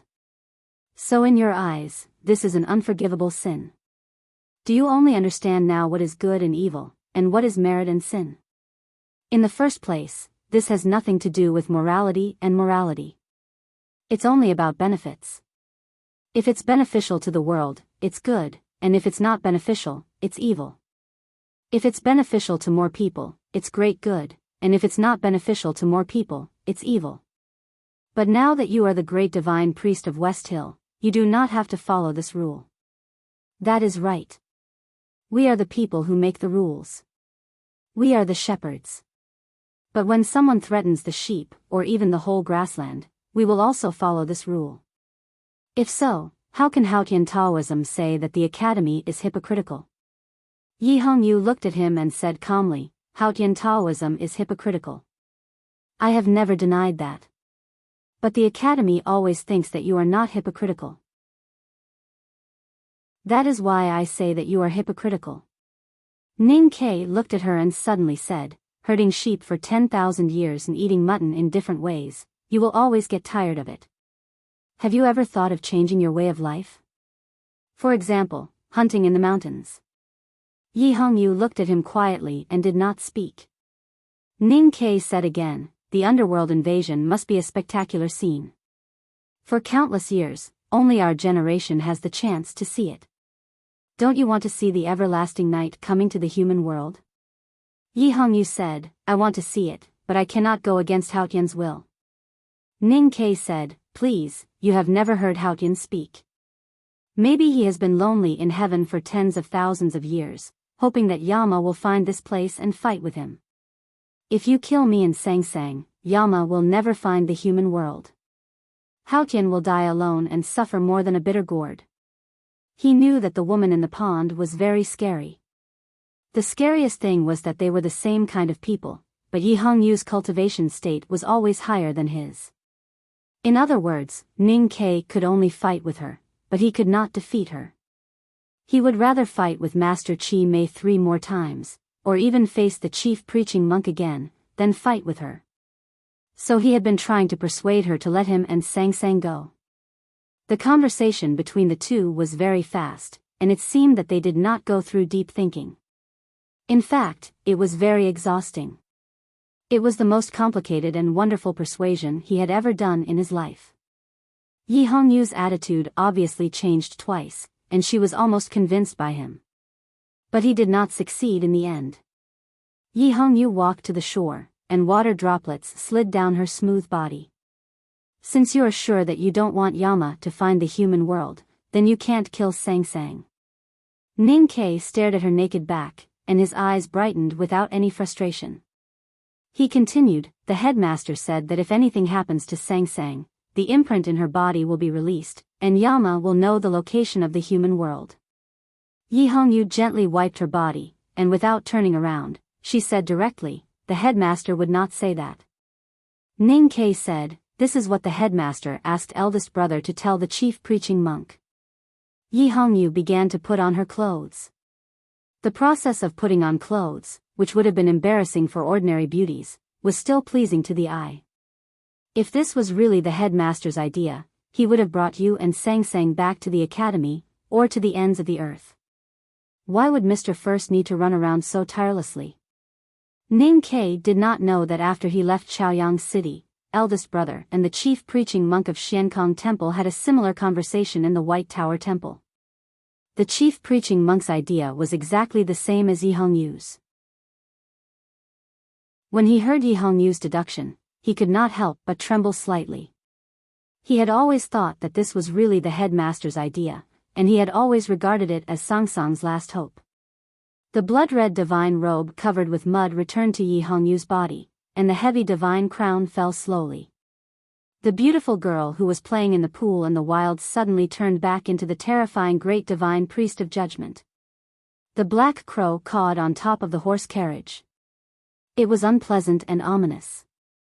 Ning Ke's expression was extremely ugly, and he shouted, "Shut up." The black crow was quiet for a moment, and then it began to caw again. Ning Ke laughed at himself, shook his head, and ignored it. He held Sang Sang in his arms, and looked up at the thick dark clouds in the sky with a trace of sadness on his face. This sadness was very faint, and it was very real. It was definitely not faked. Yi Hongyu looked at the other side of the river quietly, and felt his real fatigue, sadness, and confusion. She subconsciously felt some sympathy, and looked up at the dark clouds in the sky. However, the moment she looked up, she suddenly felt that something was wrong. It was not a warning. Her Taoist heart did not give any warning, which meant that everything was normal. However, there was still something wrong. She suddenly thought that a person like Ning Ke might be sad, but he should not be before the battle, because any extra emotions would not be good for the battle. He should know this very well. The most important thing was his self-deprecating smile. Even if he had experienced too many things in the past 2 years, and he could not suppress his emotions, he should not laugh at himself. Because when self-deprecating smile and sadness were combined, it would mean that he had given up. Yi Hongyu firmly believed that she would not be depressed no matter what situation she faced. No matter how strong the enemy was, she would not give up until the end of the battle, and he would not give up either. This was what was wrong. Yi Hongyu looked away. She looked at the other side of the river. An iron bow appeared in Ning Ke's hands, which had been empty all this time. The bowstring was already taut, and it was suddenly loosening. The dark iron arrow had just left the bowstring, and a white turbulence was forming at the end of the arrow.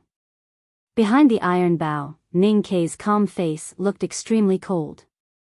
Yi Hongyu knew that death would come soon, and it was even destined to come. At this moment, she finally understood that what Ning Ke had been doing was not the most exhausting, complicated, and exciting persuasion in his life. It was the most exhausting, complicated, and exciting arrow in his life.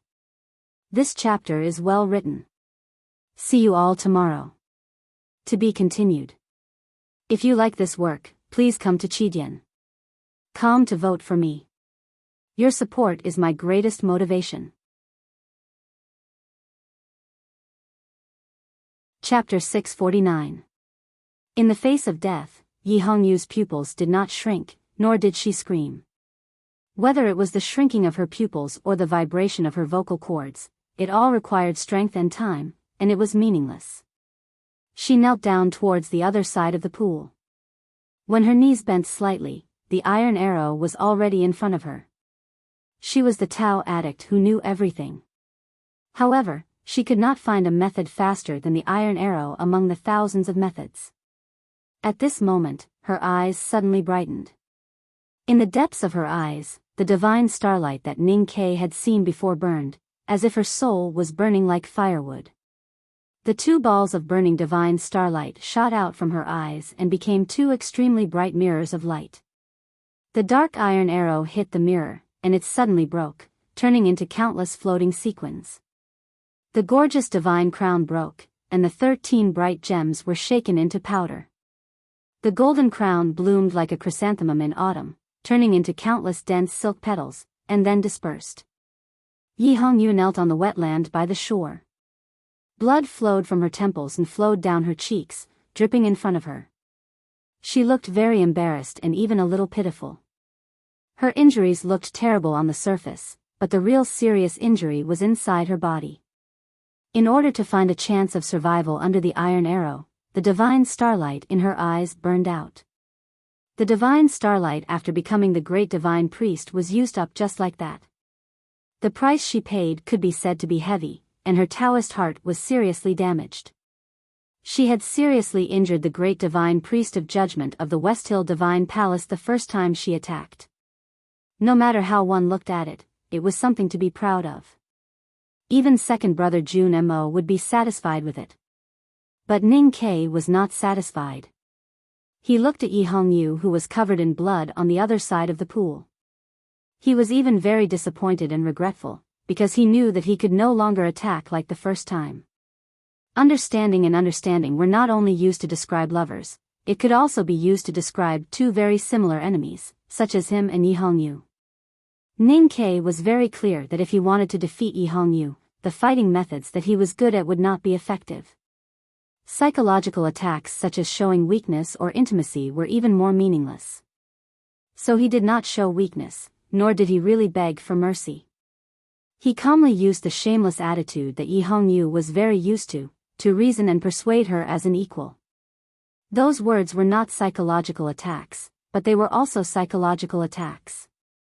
He wanted Yi Hongyu to see him as a kindred spirit, a person who was qualified to discuss with her, and then she would feel the same way. When he looked up at the sky with Sang Sang in his arms, he could temporarily make a loophole in Yi Hongyu's mind. That loophole really appeared, but it was still very difficult to take it. In Chaoyang City, he shot at Luo Kadi through the courtyard door. Luo would be alarmed, let alone Yi Hongyu. Therefore, when Yi Hongyu looked up at the dark clouds in the sky, Ning Ke calmed himself down with Zen and drew the bow with the emblematic gesture of the Buddhism sect that he had comprehended in the Lank Temple. His movements were extremely casual, as if he was washing Sang Sang's feet or writing with a pen. It was extremely ordinary. There was no killing intent, so naturally, there was no leakage of killing intent. Sang Sang had already prepared the iron bow and iron arrows for him. Ning Ke had spent so much effort and made so many preparations, but nothing went wrong. Ning Ke's arrow was extremely brilliant. Anyone would have been fooled by him and then shot to death. However, Yi Hongyu was only seriously injured but not dead. Therefore, he felt very regretful. Then, he drew his bow again and prepared to shoot again. Dark blood flowed from the corner of Yi Hongyu's lips. She stood up and looked at Ning Ke on the other side of the pool. Although the divine starlight in the depths of her eyes had been extinguished, her eyes were still extremely bright. There was no anger in them, only indifference. His blood-stained black hair and blood-red divine robe fluttered even though there was no wind. Ning Ke pulled the bow and aimed at her body, but found that he could not aim at her at all.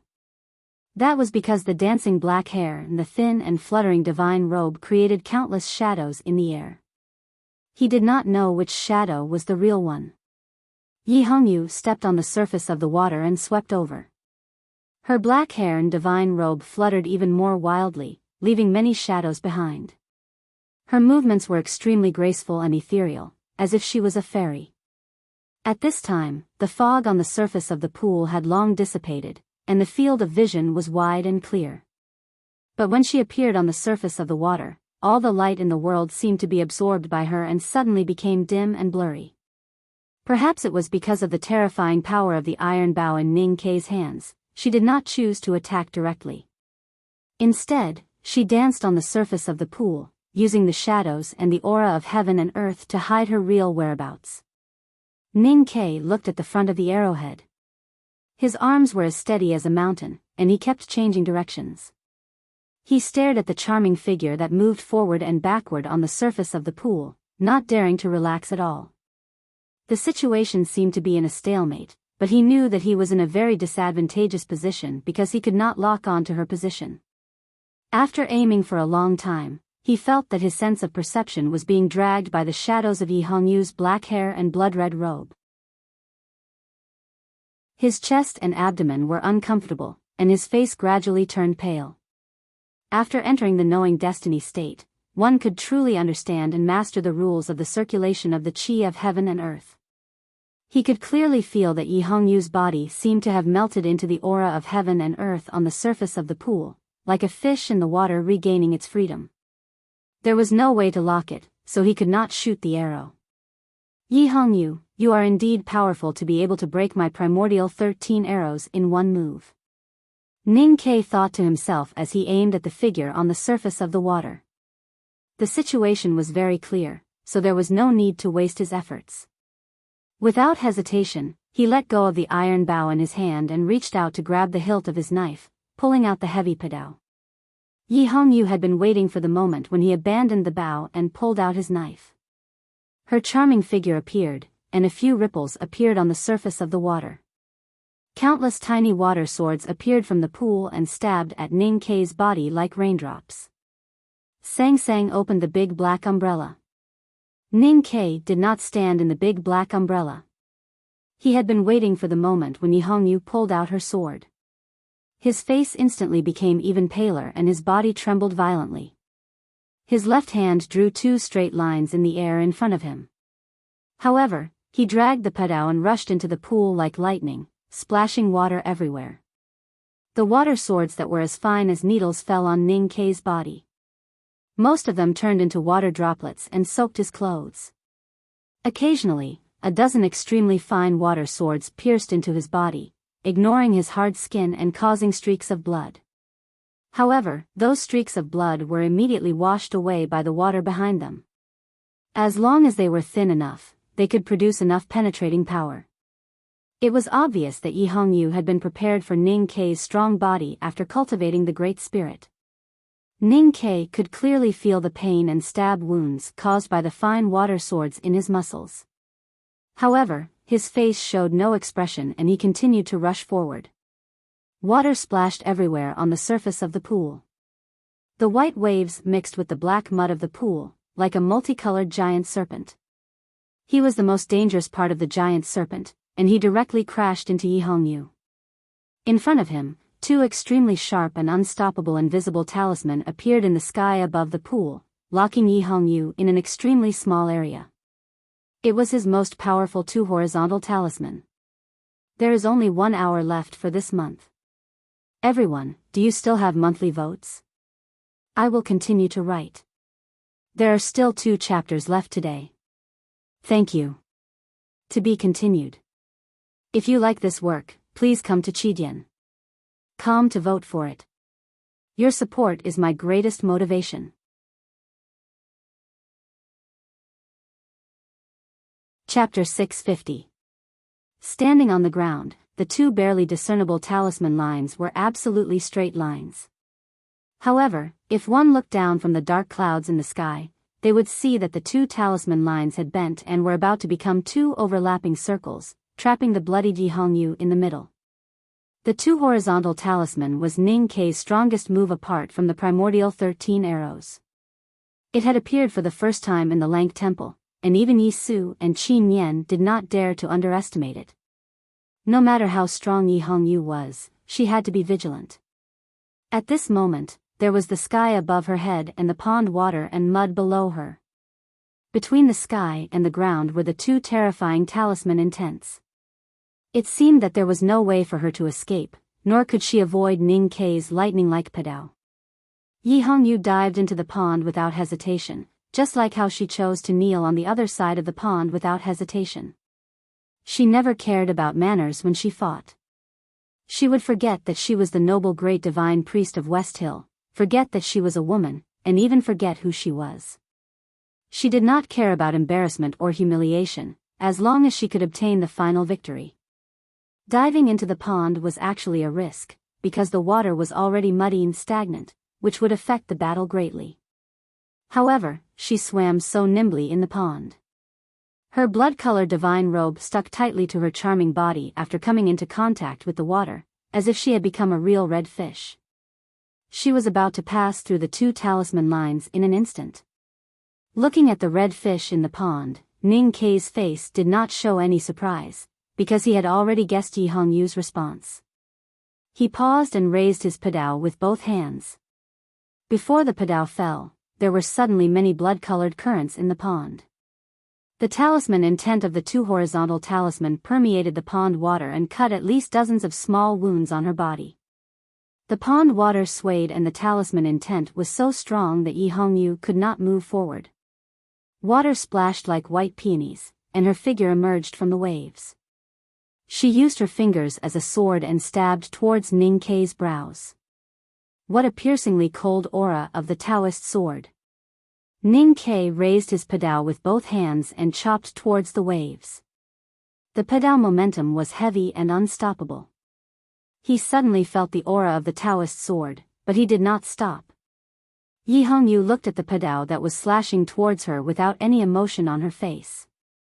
The Taoist sword formed by two fingers on her right hand was still stabbing forward steadily, as if she did not care about her own life or death.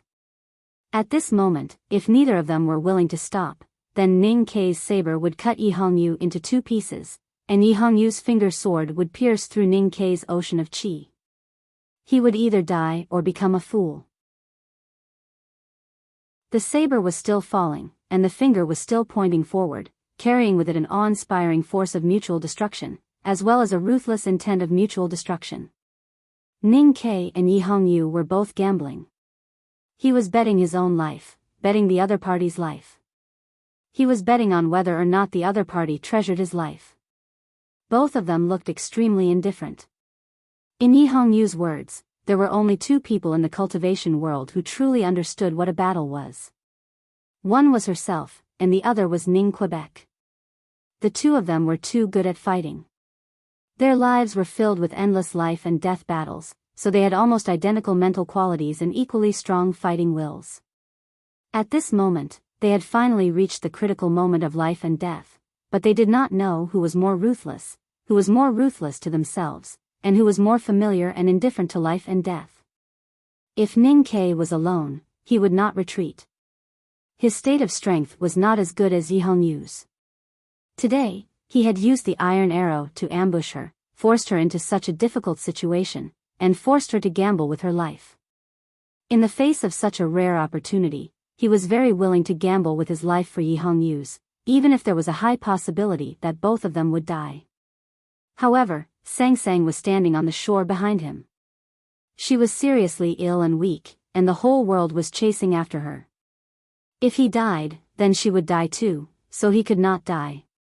Looking at Yi Hongyu's calm and indifferent eyes under the blade, Ning Kei confirmed that although she was the great divine priest of judgment, she could still die at any time, because she was alone. Then he had to retreat. Ning Kei suddenly withdrew his saber and blocked in front of his lower abdomen. Yi Hongyu's finger sword was clearly aimed at the space between his eyebrows, but for some reason, he thought that Yi Hongyu was aiming at his lower abdomen. This was purely an intuition that had been cultivated through countless battles. He came to this conclusion without thinking. Yi Hongyu broke through the waves of the pool. Her body was relatively low, and her finger sword was indeed aimed at Ning Kei's lower abdomen. It stabbed heavily on the thick surface of the padao, making a muffled sound. A faint light appeared on the surface of the padao. It was an external sign that the aura of heaven and earth had condensed to the extreme. Ning Kei's wrist was heavily injured, and he felt a tightness in his chest. Just as Yi Hongyu's finger sword stabbed the surface of the padao, a transparent Taoist sword condensed from the lake water quietly floated up from behind her, and stabbed into Ning Kei's left chest with a swoosh. Ning Kei let out a muffled groan, and the great spirit in his body surged out, covering his chest and abdomen. It shook the Taoist sword condensed from the lake water into raindrops. His body suddenly flew backward, and he spat out several mouthfuls of blood in the air. He fell heavily to the ground, and there was an extremely deep bloody hole in his left chest. If his body had not been unusually strong after being tempered by the Great Spirit, his heart would definitely have been pierced by this sword. Yi Hongyu stood on a water plant in the pool. There were dozens of wounds on her body, and they kept oozing blood. In an instant, the blood soaked her blood-red divine robe again, and then dripped into the pool under her feet. The clear light shone from behind her, and through the thin and wet divine robe, there was no sense of charm. Instead, it was exceptionally dignified. She was already the great divine priest of judgment, and was no longer the Tao addict who lived by the Yanming Lake. Ning Kei pressed the bloody hole in his chest with his hand, and looked at the woman on the surface of the lake. His body felt a little cold. He had only been in the knowing destiny state for half a year, and his state was not stable. If they were to fight face to face, he would not be a match for Master Qi Mei of the Xiankong Temple, or even Luo Kedi. It was only because he had the primordial 13 arrows and the divine talisman that he could use to kill people of a higher state. Moreover, he was good at fighting and used to sneak attacks. That was why he had such achievements. Today, facing Yi Hongyu, who was also good at fighting, was not ashamed of sneak attacks, and was more unscrupulous than him. Moreover, her state was higher than his. Therefore, the methods he used to win were meaningless. Looking at Yi Hongyu, who was walking to the shore, he suddenly shouted, "Stop!" Yi Hongyu obeyed and put her hands behind her back, but she did not stop in the water.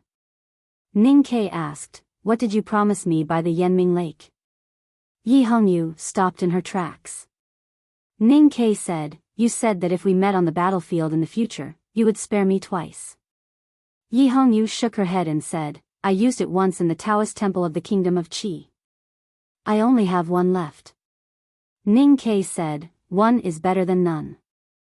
I want to use it now." "Okay," Yi Hongyu answered concisely.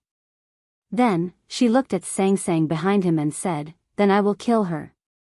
Ning Kei's expression changed slightly. He looked at her and said seriously, "What's the difference between killing her and killing me?" Yi Hongyu thought for a while and said, "It does make sense." She stopped attacking and began to meditate. Recovering her psyche power had consumed a lot. Ning Kei was slightly relieved. Yi Hongyu said, "You are indeed much stronger than before. But I still don't understand how you could escape from Chaoyang City. Even if you could use the primordial 13 arrows to sneak attack the monks in the Xiankong Temple, you would not be able to defeat Qi Mei when they started paying attention." Ning Kei said, "That is a very long story about a little boy. I believe you will not be interested in it." "I am indeed not interested." Yi Hongyu reached out her right hand and pointed her palm at the gradually calming lake. In a moment, a Taoist sword formed by the lake water rose from the lake and was held in her hand. She looked at Ning Kei and said, "I am more interested in killing you." Ning Kei said, "Didn't you agree to spare me once?" Yi Hongyu said, "I have already spared your life. Now, this is a new battle." Ning Kei's expression turned cold and he said, "When did you become so shameless?" Yi Hongyu said, "I used to think that I had no shortcomings in fighting. Until I met you, I realized that I still have weaknesses. So I have been learning from you. Ning Ke said, are you learning to be shameless from me? Why don't you learn from my generosity and mercy? Or maybe you can learn from my calligraphy. Yi Hongyu ignored him and glanced at Sang Sang. She continued, you two will travel together later so you won't be lonely. Ning Ke thought of Kuni Mattie's family who had died in his hands. He thought silently that such a tragic ending was never in his plan. Then he would continue to fight. His right hand had been covering the left side of his chest that was oozing blood. Unbeknownst to him, there were countless yellow talisman papers between his fingers. Those talisman papers had been soaked with blood, mottled like the evidence of a murder case. Ning Ke threw all the Fu papers into the lake. He released his powerful psyche power from his sense of perception and accurately connected with each Fu paper. Then, he released them at the same time. People who were good at fighting were good at learning from battles and from their opponents.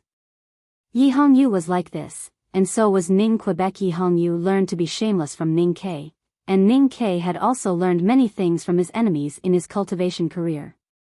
For example, the countless Fu papers floating above the lake. This was what he had learned when he assassinated Gu Shi, the most powerful military counselor under Xia Ho in Tiang City. Later, he used this method to deal with Xia Ho in the house by the Yanming Lake. In a very short period of time, countless Taoist talismans were released. It seemed to happen at the same time, but in fact, the sequence of each Taoist talisman was carefully calculated. Thus, the completely different or even completely opposite Taoist talismans did not disappear because they were released in a small area. Instead, they became more beautiful and violent like flowers blooming dozens of petals and waves, until it became a sea of flowers and a storm on the sea. The aura of heaven and earth around the swamp was all summoned to the sky above the lake by these Fu papers. Countless turbulence collided with each other and kept entangling and pressing against each other, directly cutting off Yi Hongyu's connection with the aura of heaven and earth. This was a very clever and magical talisman Taoism method.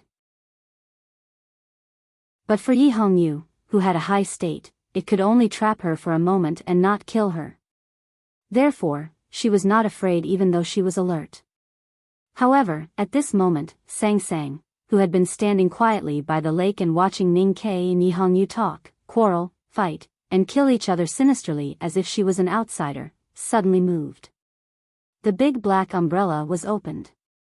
She held the handle and turned the umbrella to face Yi Hongyu. Then, she shone brightly. There is one more chapter. Try to finish it before 3:00. To be continued. If you like this work, please come to Chidian.com to vote for it. Your support is my greatest motivation.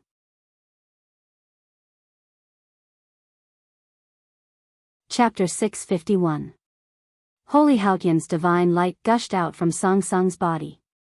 Then, it passed through the surface of the big black umbrella and shot towards the sky above the pool, instantly illuminating the dark world. Yi Hongyu was shocked speechless. She had never expected that Sang Sang would still have such pure Haotian's divine light in her body even though she had become the daughter of Yama. What was going on?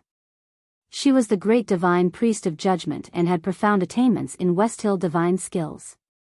Logically speaking, Haotian's divine light should be the weakest to her. However, the Haotian's divine light from the big black umbrella did not fall directly on her body. Instead, it began to refract continuously after entering the talisman storm above the pool. There seemed to be countless mirrors above the dark pool. Each mirror was a talisman, reflecting countless rays of light. The light became thicker and thicker, and when it finally reached Yi Hongyu, its power had become extremely terrifying. If Yi Hongyu still had the divine light in her eyes, she could easily withstand Song Song's Haotian's divine light with her divine power of the same origin. However, the divine light in her eyes had been used up when she resisted the primordial 13 arrows. Therefore, she could only watch as the divine light hit her body. A clear whistle burst out from her lips. Countless flames seeped out from under her divine robe. The flames had no temperature and were actually black. It was the legendary fire of judgment. Haotian's divine light collided with the fire of judgment. A thunderous sound exploded above the pool. Yi Hongyu's body was shaken and fell to the other side of the pool.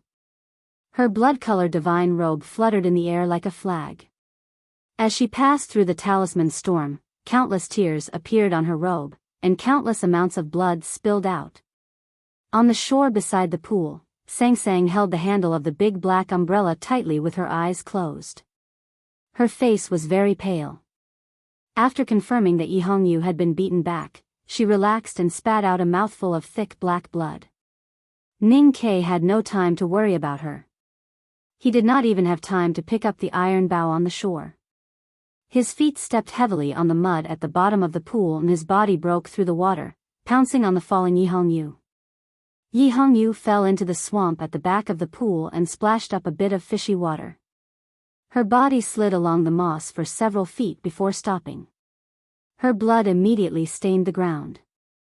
Before she could stand up, Ning Ke's figure landed on her. He was like a tiger pouncing on its prey, calm and focused, but extremely brutal, pressing down on her body, not giving her any chance to react. Ning Ke put his arms around her back and his legs passed through the swamp mud. He hooked her knees and held her tightly in his arms in a very intimate position. Then he suddenly exerted all his strength. He was no match for Yi Hongyu in terms of Taoism or state. He only had the advantage in terms of physical strength and strength. That was why he decided to use his strength to crush all the bones in her body. This kind of method was very bloody, but it was not uncommon in the cultivation world. For example, when martial arts cultivators fought against sword masters, they would also use this method when facing death. When the Devil's Doctrine was at its peak, there were even more powerhouses from Haotian Taoism who died in the arms of the Devil's Doctrine in such a tragic way. There was nothing wrong with the method that Ning Ke chose. However, his opponent today was Yi Hongyu.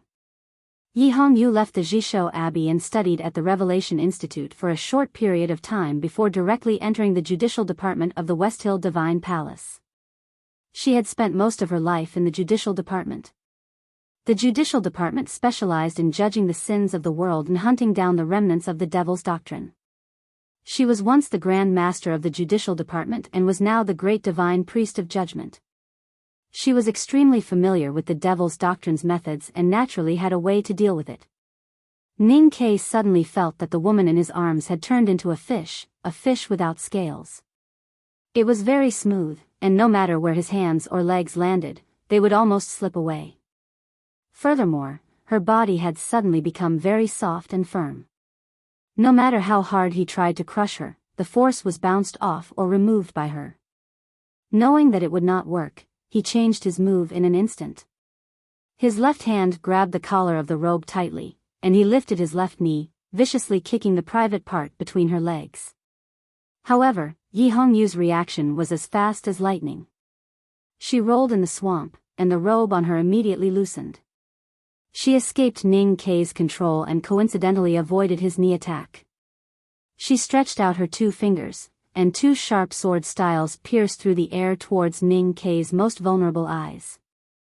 Ning Ke lowered his head and used his forehead to block the attack.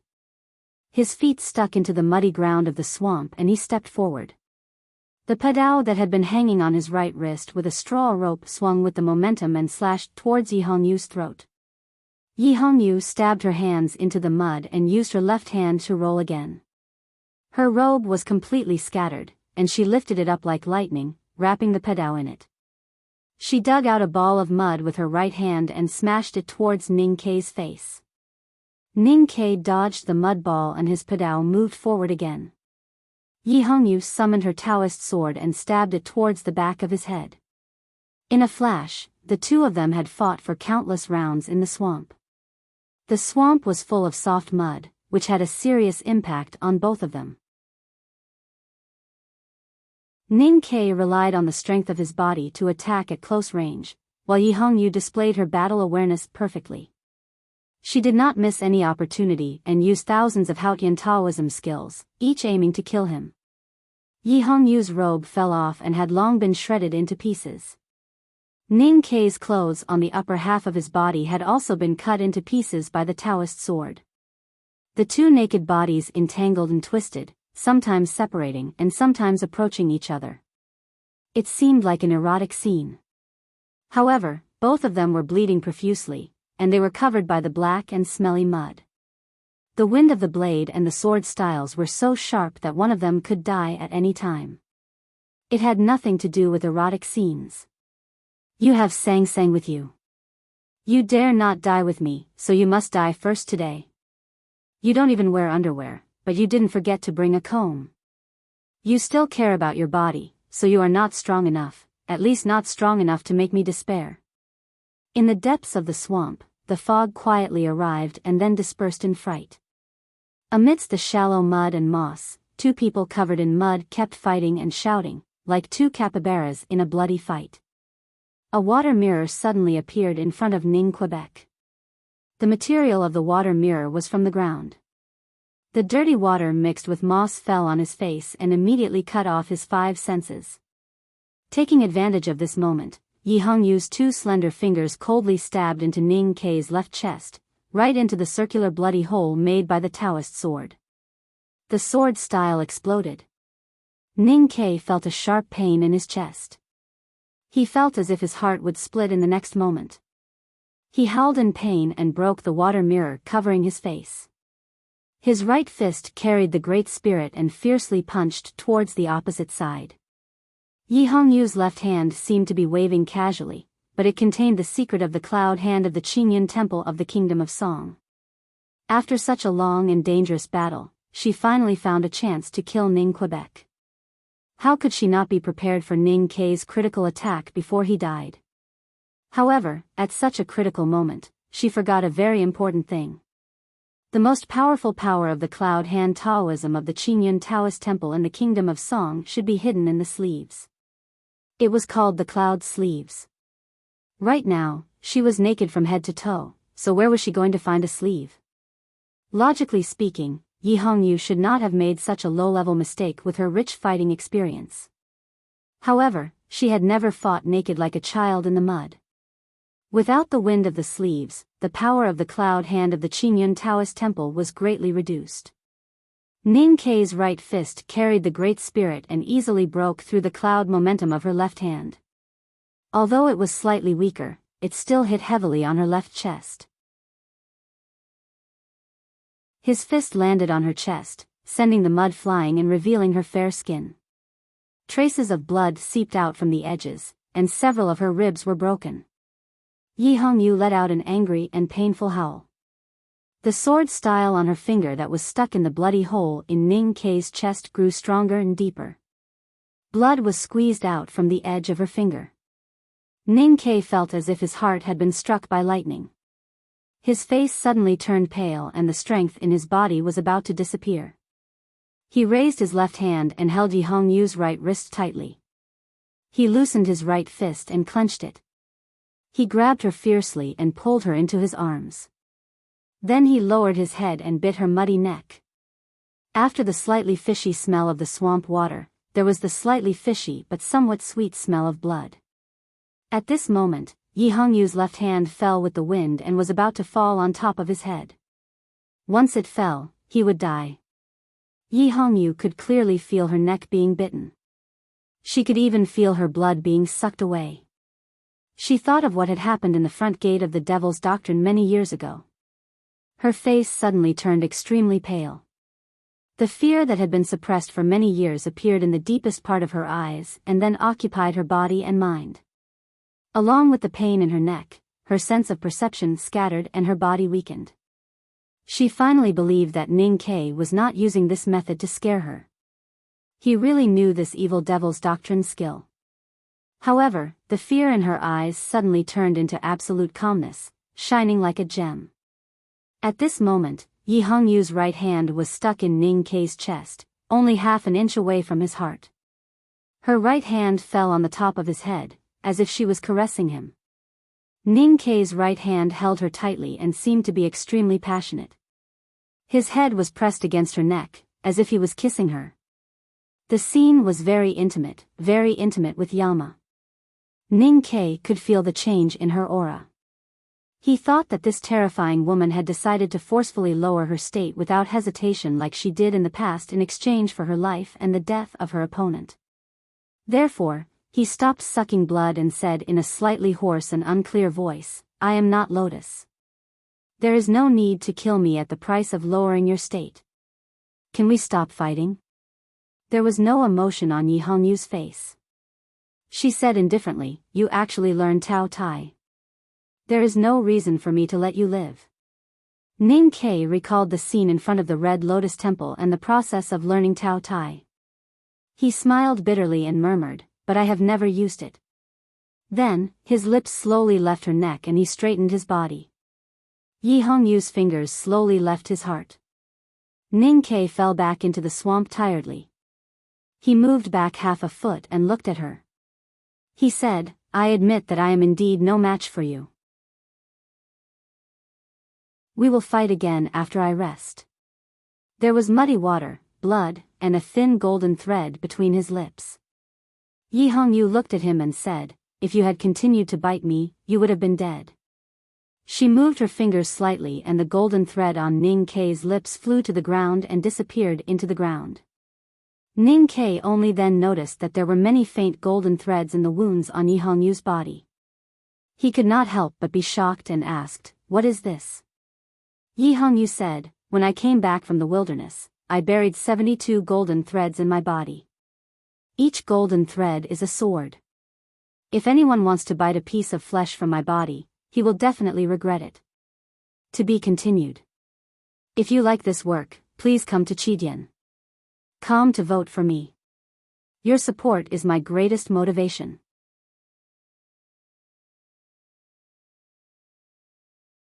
Chapter 652.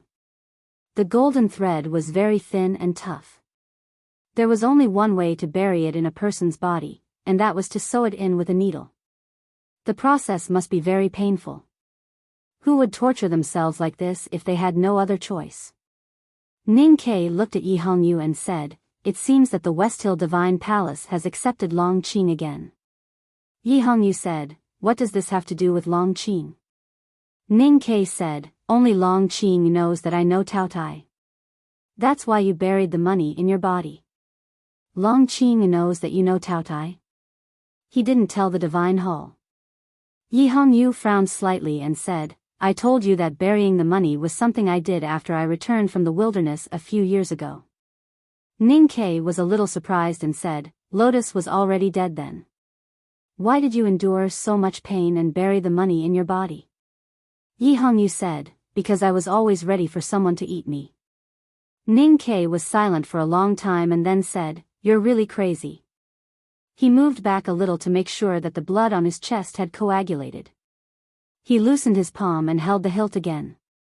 Yi Hongyu used mud to cover the wound on her shoulder and neck and then calmly raised her head. Their gazes met again in the dark swamp, and they both understood the meaning in each other's eyes.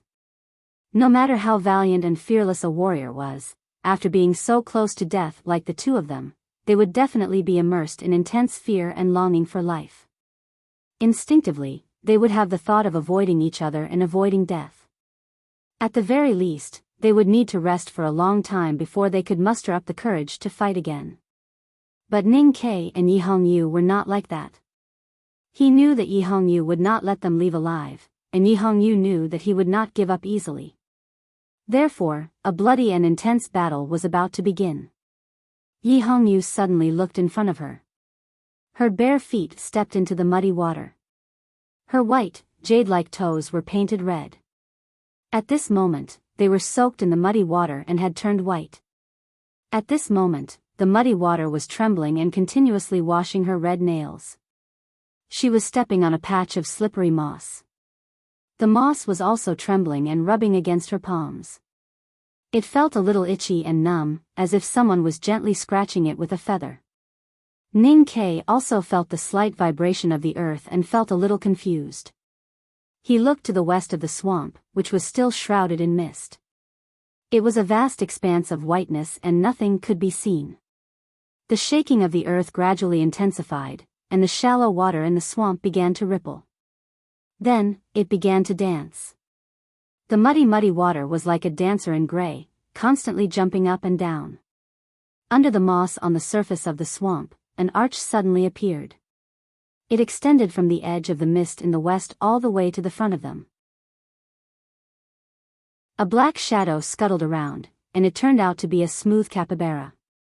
Then, dozens or even more arches appeared under the mossy plain.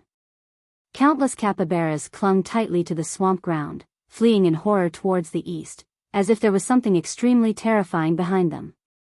However, the strange thing was that not a single capybara tried to drill into the depths of the swamp. Anything in large numbers would look very scary, not to mention a group of extremely ugly fellows covered in greasy hair and mud. It was even more hair-raising. Although Ning Kai and Yi Hongyu were not afraid of these poisonous capybaras, they subconsciously took a few steps back and made way for them. The surface of the swamp shook more and more violently. The moss kept rolling and the muddy water kept jumping. The muddy water was like rainwater on a drum, and there was no time for it to rest. When hundreds of capybaras passed through in horror, more beasts rushed out of the mist in the west and fled towards the east. The most terrifying scene was the scene of at least tens of thousands of mud rats, squeaking and running away. Ning Kai even saw 2 snowfield dire wolves among the fleeing beasts. The snowfield dire wolves lived in the cold regions of the far north and were the overlords of the cold regions. As the hot sea gradually froze and the desolate men moved south, they followed them. In the past 2 years, they had become the most terrifying beasts in the depths of the wilderness, and their reputation had even spread to the central plains. However, at this moment, the snow-colored fur of the 2 giant wolves was covered with mud, and there were several extremely terrifying bite marks on their backs. They looked extremely tired and timid, and did not look as terrifying as the rumors had said. The number of fleeing beasts increased and covered the entire surface of the swamp that was not covered by the mist. Yi Hongyu was the great divine priest of judgment, and Ning Kai was also a powerhouse. However, facing such a large number of fleeing beasts and facing the wrath of nature, they did not dare to act rashly. At the beginning, when hundreds of capybaras appeared, the 2 of them each took a few steps back, and then they were forced to keep retreating. As a result, the distance between the 2 of them became wider and wider.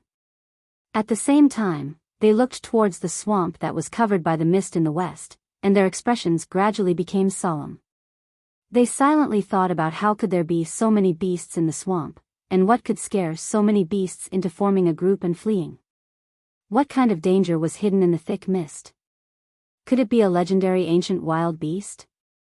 The earth shook, and the sound of hooves was like thunder.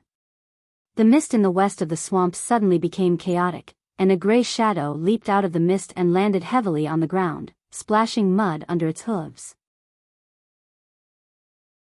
To Ning Kai and Yi Hongyu's surprise, what leaped out of the mist was not an ancient wild beast, nor was it a senior cultivator who lived in seclusion in the swamp. Instead, it was a gray horse. The gray horse was agile and unusually handsome. Its long mane danced around its neck, and it ran on the soft, muddy surface of the swamp like a gray shadow. It was obviously a wild horse. However, no matter how handsome a wild horse was, it was impossible for it to scare hundreds of capybaras, tens of thousands of mud rats, and so many other beasts into fleeing in panic. At this moment, a white figure leaped out of the fog. It was a white mare that was just as majestic. Then, dozens, hundreds, or even thousands of wild horses rushed out of the fog. The sound of hooves was like thunder. Under the trampling of countless horse hooves, the entire swamp seemed to be shaking. The horses neighed like roars, and the moss on the ground seemed to be blown away by a strong wind, not daring to rise. The horses were as dense as the sand in the wilderness. In an instant, the fog in the west was broken into strands, and even the thick fog was rolled up and rushed over. The Tang Empire was rich in cavalry. However, Ning Kai had never seen so many horses in his life, and Yi Hongyu had never seen them either. Such a powerful rush of horses frightened them, and they finally understood why the beasts had fled so miserably. They hurriedly retreated and made way for the horses.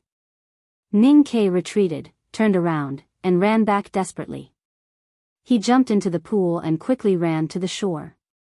He helped Sang Sang into the horse carriage, and then slapped the big black horse, who was in an extremely confused state, to wake it up. He urged it to drag the carriage and fled to the east with the wild horses. This was a great opportunity to leave. How could he miss it? The wild horses passed through the swamp violently, and the fog rolled and the earth was restless. Yi Hongyu found a withered tree by the swamp and stood on the branch, looking at the flashing shadows of horses in the fog in front of her. The fog was brought here by the wild horses, and her vision was blocked. She could only see an area in front of the tree. All kinds of wild horses ran at a high speed in front of her without any interruption, and the horses neighed continuously in the fog. Yi Hongyu's face was a little pale. There were more than thousands of wild horses. Even if all the cavalries in the world were added up, they would not be as many as this wild horse herd. How did so many wild horses survive in the swamp? Where did they find food? Why could they gallop in the dangerous swamp without worrying about being swallowed? There were many unexplainable questions.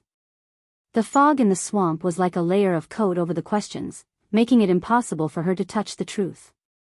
Her mood became a little heavy. After a long time, the fog gradually calmed down, and the sound of horses' hooves gradually faded away. In the depths of the fog, there was a messy sound of hooves.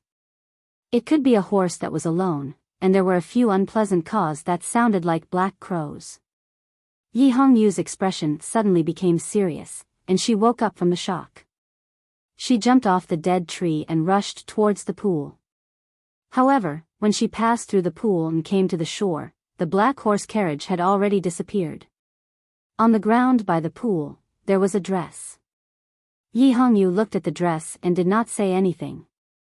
She knew that it was left for her by Ning Kei and Sang Sang. The black horse carriage blended into the wild horse herd, rushed into the thick fog, and ran wildly towards the east. The horse neighed outside the carriage, and the dense sound of hooves even made people's ears hurt. Although they had escaped from Yi Hongyu under the cover of the wild horse herd, Ning Kei was still very nervous, or even more nervous. This was because he knew that wild horses were very violent, especially such a large herd of wild horses. They could be kings in the wilderness, and they had previously chased the giant wolves and capybaras into a mess. If the wild horse herd refused to accept the big black horse, and especially refused to accept the horse carriage, then the situation would become very dangerous.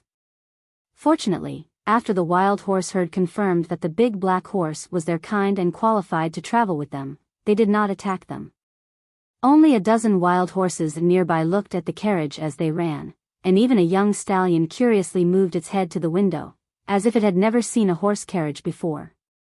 When the wild horse herd appeared, the big black horse was very uneasy, because even it had never seen so many of its kind, especially in a geographical environment like the swamp. Therefore, when it merged with the wild horse herd, it behaved very obediently and kept a low profile. However, when it found that it was still faster than the wild horse herd, confidence and pride returned to its body. It raised its head higher and higher, and snorted louder and louder. When the young stallion tried to poke its head into the window, it neighed with extreme displeasure. The young stallion neighed back with some dissatisfaction. Ning Kei's heart skipped a beat, and he wanted to kick the big black horse away. Fortunately, the young stallion did not do anything other than neighing. The black horse carriage mingled with the wild horse herd and ran toward the east side of the swamp. They ran for a whole day and night, and the horses only rested twice. Ning Kei wanted to leave, but the carriage was surrounded by black horses and it was impossible to squeeze out. Moreover, he found something strange. The wild horse herd seemed to be able to find the legendary real path when they ran in the swamp, so they did not encounter any danger. Since the wild horse herd was not hostile and could pass through the swamp faster, Ning Kei was certainly willing to go with them. The next morning, the wild horse herd finally ran out of the swamp and came to the wilderness. Under the morning light, green grass gradually grew. The black horse carriage came out of the fog and saw such a beautiful scenery. Ning Kei suddenly felt relaxed. Suddenly, He heard cawing coming from the fog behind him, and thought that these black crows were really haunting him. He angrily scolded, "Shut up." The cawing still sounded in the fog, and it sounded extremely dissatisfied. Ning Ke looked back. The fog gradually dispersed, and 8 unusually handsome horses came out. These 8 horses pulled a Taoist chariot. On the chariot sat a black donkey. It was not the crows that were cawing, but the donkey. Send the first chapter here, and fight for the next chapter before midnight. To be continued. If you like this work, please come to Chidian.com to vote for me. Your support is my greatest motivation.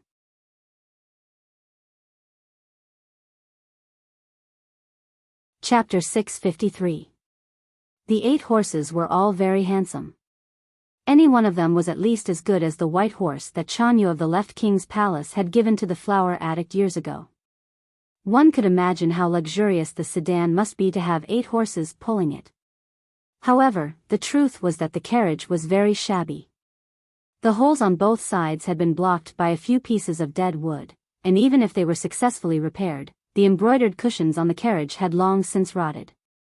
No matter how one looked at it, it looked like it had been picked out from a garbage dump. But this was not the point. The point was the donkey on the sedan. The donkey was not big and was completely black except for its mouth. It was lying lazily on the sedan with its 4 hooves pointing to the sky like wooden sticks. There was a basket of yellow fruits on the sedan. The black donkey was chewing one in its mouth. Judging from the crisp sound of juice, it should be rich in juice. In a desolate and uninhabited swamp, there was actually a herd of tens of thousands of wild horses. This was already a very shocking thing, but the one commanding this herd of wild horses was actually a donkey. Furthermore, this donkey was sitting on the chariot like a human, lazily eating fruit. Anyone who saw it would think that it was a monster. Ning Ke knew that the black donkey was not a monster because he was used to seeing such behavior in the back of the mountain of the academy. Whether it was the old yellow bull, the big white goose or his big black horse, they were all like this. If the black donkey on the sedan was really a monster, then he had lived with monsters for many years. When he first saw the black donkey on the chariot, he had already guessed its origins. In the back of the mountain of the academy, on the top floor of the House of Red Sleeves, at the bottom of Daming Lake, from second brother, Aunt Jian and many others, whenever he heard stories about youngest uncle, he would always hear people mention the little black donkey. He became familiar with it after hearing so many stories. Although he had never seen the little black donkey, it had always occupied a place in his heart. He was not afraid at all. He only could not suppress his excitement. He jumped off the carriage and rushed to the shabby sedan. It was only when Ning Ke came to the front of the chariot that he noticed that the black donkey's fur was not very smooth. Some parts of it had already fallen off, making it look like a bald spot. He could not help but be stunned and then felt sad. Decades ago, youngest uncle rode the little black donkey out of the academy and entered Chang'an. Then, he rode the black donkey to travel the world. He went to the Lank Temple, entered the wilderness, and went to the front gate of the Devil's Doctrine. The little black donkey witnessed countless legends in the cultivation world. However, decades later, even though the little black donkey was still alive, it was still old. It was no longer a little black donkey, but an old black donkey. Several strong wild horses came from the back of the sedan and blocked Ning Ke's view. Ning Ke jumped up and waved at the sedan, shouting, "I'm from the academy. I'm from the academy." The old black donkey leaned against the back of the chariot and chewed on his fruit with a lazy expression. He didn't care at all.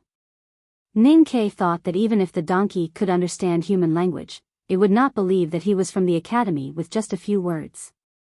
He could not help but feel that he was stupid. With a slight thought, the crystal liquid floating in the depths of his body rotated slowly. The pure Great Spirit slowly poured into his arm and then dissipated into the air along his fingers. A strong and determined aura suddenly appeared beside the shabby sedan. The black donkey continued chewing on his fruit and still ignored Ning Quebec. It thought mockingly that if it had not discovered that Ning Ke was a disciple of the academy, why would it waste so much effort to save him? It could not even understand this and actually used the Great Spirit to perform like an idiot. How embarrassing. It seemed that the academy was getting worse with each generation. Ning Ke did not understand why the black donkey did not respond, but he understood the mocking expression on its face. He sighed and thought that it was indeed youngest uncle's donkey. It was actually so proud and arrogant. The big black horse stared in the direction of the shabby sedan with its round eyes. It had spent a long time with the old yellow ox in the back of the mountain of the academy. How could it not know about the black donkey? Looking at Ning Ke's expression, it guessed that this was the black donkey. It could not help but feel shocked and uneasy. After thinking about it for a long time, it finally plucked up its courage and walked over. The 8 extraordinarily handsome wild horses saw the way it walked over with its head lowered and felt that it was too sneaky. They neighed solemnly and issued a stern warning. The big black horse was so frightened by the stern neigh that its front legs turned to jelly and it almost knelt down. The black donkey did not want to pay attention to Ning Ke, but it was obviously interested in the big black horse. It cawed twice and gestured to the 8 horses that it was its nephew and asked it to come over. The big black horse moved with great difficulty to the front of the sedan with trembling legs. It was extremely humble and careful as it stuck its head into the sedan and gently rubbed the black donkey's round belly. It stuck out its tongue and licked it. In the back of the mountain of the academy, it had been bullied by the big white goose named Wooden Fish. It thought that the white goose was only a senior brother, and the donkey was its uncle. It did not know how to deal with it, so it had to quickly please it. The black donkey hummed twice and seemed very satisfied and comfortable. It clumsily patted the basket beside it with its front hooves and gestured for the big black horse to take some for itself, just like an elder giving snacks to a child. The big black horse understood and was ecstatic. It did not dare to take more and carefully held one in its mouth. Then it bowed its head repeatedly to show its most sincere respect and gratitude. It wagged its rump and tail to please the 8 horses before it trotted away. It returned to the front of the sedan and began to chew happily. The black donkey looked at its silly and shameless behavior and could not help but shake its head. It called softly as if it was sighing. Then it looked at Ning Ke and thought of his silly and shameless behavior when he fought with the shameless Taoist nun in the swamp yesterday. It shook its head again and called softly, looking very disappointed. Ning Ke was a little embarrassed. He thought that the combination of him and the big black horse was indeed a little embarrassing compared to the combination of youngest uncle and the little black donkey in terms of temperament and strength. The black donkey cawed twice, and the 8 horses in front of the sedan raised their heads and were ready to leave. Just as Ning Ke was about to speak, the black crows on the black horse carriage finally could not help but caw with him, looking very happy. The black donkey was furious. It did not care if you were Yama or a broken crow transformed by Haotian. How dare you imitate me and caw again? It was too disrespectful. The black crows were not real to begin with. Ning Ke could not kill them with arrows or talismans. But when they heard the black donkey's caw, they suddenly felt dizzy and did not dare to make another sound in fear. Looking at the broken sedan that was gradually moving, Ning Ke chased after it and shouted, "It's rare for us to meet. We should at least talk more. I'm considered youngest uncle's official disciple. I'm the only one who can use the Great Spirit now. His inheritance should be mine. If you continue like this, I won't be polite to you anymore." The black donkey bared its belly and faced Haotian leisurely. It did not care about Ning Ke at all. Ignoring him was the greatest humiliation. Ning Ke became even more embarrassed and said, "Then how can I find you in the future?" The black donkey still did not respond.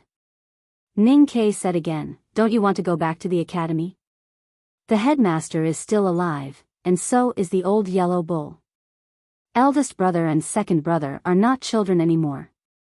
They should miss you very much." The black donkey hesitated slightly and turned to look at Ning Quebec. After a moment of silence, it grinned, revealing its white teeth as if it was laughing. Then, with a loud caw, it retracted its left foreleg and pointed its right foreleg to the north. The wild horses that were resting on the meadow raised their heads without hesitation when they heard the donkey's caw. They abandoned the first fresh grass they had eaten in more than 10 days and gathered into a herd to gallop. In an instant, smoke and dust rose and the sound of hooves was like thunder. Countless wild horses covered the entire wilderness and began to gallop at high speed. There was no disorder at all and they seemed to be extremely disciplined, like an army. Ning Ke had thought that the black donkey was very funny when it retracted its hoof and stretched out its other hoof. Now, looking at the shocking scene of tens of thousands of horses galloping, he suddenly felt that the black donkey was like a majestic and inviolable general who was reaching out his right hand to guide his army to a target. The wild horses galloped away and the smoke and dust gradually settled. Ning Ke stood on the meadow and looked at the black dots that covered the mountains and plains in the distance. He looked at the broken sedan that was faintly discernible among them and remained silent. After a long time, he muttered to himself, "I'll never eat donkey barbecued again." Ning Ke vaguely understood that the black donkey was the leader of the wild horses. It had led countless horses through the two ends of the swamp and the cold plains in the north to chase after water and grass. Any place that the herdsmen could not go or the cavalry could not reach was their world of freedom. The truth in the herdsman's legends might have been formed by the wild horses trampling through the swamp overgrown with water and grass over the past few decades. As for the bloody battle between him and Yi Hongyu, when he was about to die, the black donkey and the wild horses happened to pass through that place. There was no such coincidence or luck in the world. Naturally, the black donkey wanted to save him and bring him out of the swamp. But why are there 8 horses pulling the sedan? What's so special about it? He looked at the wild horses moving like shadows in the distance and asked subconsciously. Sang Sang placed her little face on the window and looked at the horses that were stirring up smoke and dust in the distance. She said, "Did youngest uncle and the headmaster of the academy like to send out 8 horses when they drank wine?" "Maybe." Ning Ke walked into the horse carriage and looked back at the wild horses that were getting further and further away. He thought to himself that youngest uncle had been seeking freedom all his life. The black donkey was living such a life now. Why should he bother it and feel sad for it? The sky was blue and the field was vast. Cattle and sheep could be seen in the grass when the wind blew. Now that it was spring, the grass was not very tall. When the wind blew, the grass would bend slightly and then shoot up instantly. When the grass was standing, it could not block the sheep that were scattered in the meadow like clouds. The black horse carriage left Yueluan and passed through the mud and swamp. Finally, it came to the wilderness where the Golden Palace was. The Golden Palace was a country that was almost forgotten by all the countries in the Central Plains, except the Tang. Ning Ke joined the army in the city of Wei and belonged to the northern border military of the Tang Empire. He had been collecting firewood at Shubi Lake for many years and was naturally very familiar with the Golden Palace and the wilderness. The black horse carriage passed through the sparsely populated meadow in silence. Like a black cloud. Also, try to finish before 2:00. To be continued. If you like this work, please come to Chidian.com and vote for me. Your support is my biggest motivation.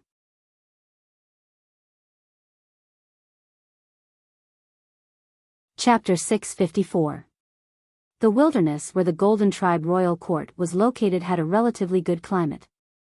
Water and grass were fertile and there were many cattle and sheep. They had lived for thousands of years and had a dense population, forming more than 20 large tribes. There were nearly 100,000 elite cavalries under the command of the Golden Tribe Royal Court. Except for the Tang Empire, no other country was a match for the Golden Tribe Royal Court. It was because the Tang Empire had suppressed the Golden Tribe Royal Court in the wilderness for hundreds of years that the other countries in the Central Plains gradually forgot about the existence of the Golden Tribe Royal Court. Even the South Jin Kingdom dared to boast that it was the second most powerful country in the world. Even the Tang Empire was reluctant to start a full-scale war with the Golden Tribe Royal Court. Princess Liu of the Tang Empire married into the wilderness to avoid the chaos caused by the imperial astronomer's edict. It also proved the importance of the Golden Tribe royal court to the Tangs. Ning Ke had dealt with the cavalries of the Golden Tribe royal court and the horse gang disguised by the cavalries for many years. He was very clear about the strength of the barbarians in the wilderness. In addition to the extremely fierce cavalries with amazing horsemanship, there were more than 10 high priests supported by the royal court, whose cultivation was close to or even reached the knowing destiny state. Therefore, even though he knew that the Golden Tribe royal court did not believe in Haotian and there was no legend of the underworld invasion, he was still very vigilant when the black horse carriage traveled in the wilderness. Ning Ke was seriously injured in the battle with Yi Hongyu in the swamp and was slowly recuperating. Sang Sang used divine skills and consumed a lot of Haotian's divine light. The cold aura in her body became more and more restless. Even the Buddhist Dharma could not suppress it. She coughed badly and her body became colder and colder. He was very worried about Sang Sang's health and the people who wanted to kill her. Observing the tracks and ruts, he was sure that many cultivators from the Buddhism and Taoism sects had arrived in the wilderness. Fortunately, the sky of the wilderness was covered with dark clouds for several days after leaving the swamp. The dark cloud that had been following Sang Sang blended into the sky and was hard to distinguish. In the early spring of the wilderness, many birds flew from Min Mountain and the counties in the north of the Tang Empire. The black crow was no longer so dazzling. Ning Ke made vines and hung them around the horse carriage as a camouflage. He also used the mud from the gray powder rock to cover the big black horse. He used the gift of heaven to hide his tracks and continued to sneak eastward. One day, Sang Sang sensed that there were cultivators chasing after her from more than 10 miles away. Ning Ke looked at the vast plain in front of him. There was no place for him to hide, so he drove the horse carriage to a pile of rocks in the south and continued to hide. If he was discovered, it would be a good place for an ambush. The first to arrive at the field were not the cultivators who had been chasing after Sang Sang, but more than 100 grassland cavalrymen. Looking at the soft armor on the cavalrymen and the light chariot behind them, Ning Ke's expression turned serious. He judged that the cavalrymen should be the elites of the palace, and the people in the light chariot were most likely priests. A moment later, 3 cultivators arrived on horseback and met the elite cavalrymen of the Golden Palace in the field north of the pile of rocks. The 3 cultivators carried Taoist swords and should be from Haotian Taoism. However, it was unknown whether they were priests from the West Hill Divine Palace or visiting professors from a Taoist temple in the world. Ning Ke could not hear what they were talking about, but judging from the 3 cultivators' expressions and the grassland cavalryman's posture, he knew that the 3 cultivators had perfectly displayed the demeanor that cultivators showed to ordinary people, which was pride, indifference, and contempt. He could not help but fall silent, knowing that a battle was about to happen. There were 3 palaces among the barbarians of the wilderness. Among them, the right king's palace worshipped Buddhism and was not aggressive. The left king's palace was threatened by the desolate man's southward invasion, so they were forced to fight side by side with the allied forces of the Central Plains. Only the Golden Palace was the strongest and had never been stingy with their hostility towards the people of the Central Plains. If ordinary people had a natural reverence for cultivators, the cavalrymen of the Golden Palace obviously did not. With a whistle, dozens of cavalrymen left the camp and charged towards the 3 cultivators like lightning. The boxwood bows in their hands were already taut and ready to shoot. The 3 Haotian Taoism cultivators had been cultivating in the Taoist temples of the Central Plains all year round and were deeply respected by ordinary people. They would never have thought that ordinary people would dare to attack them. They immediately flew into a rage and pinched the sword formula. The Taoist swords behind them suddenly rose and flew with the wind in the wilderness, stabbing one of the cavalrymen in an instant. Ning Ke looked at the crisscrossing sword light and realized that the 3 cultivators were actually masters of the see-through state. One of them had even reached the peak of the see-through state.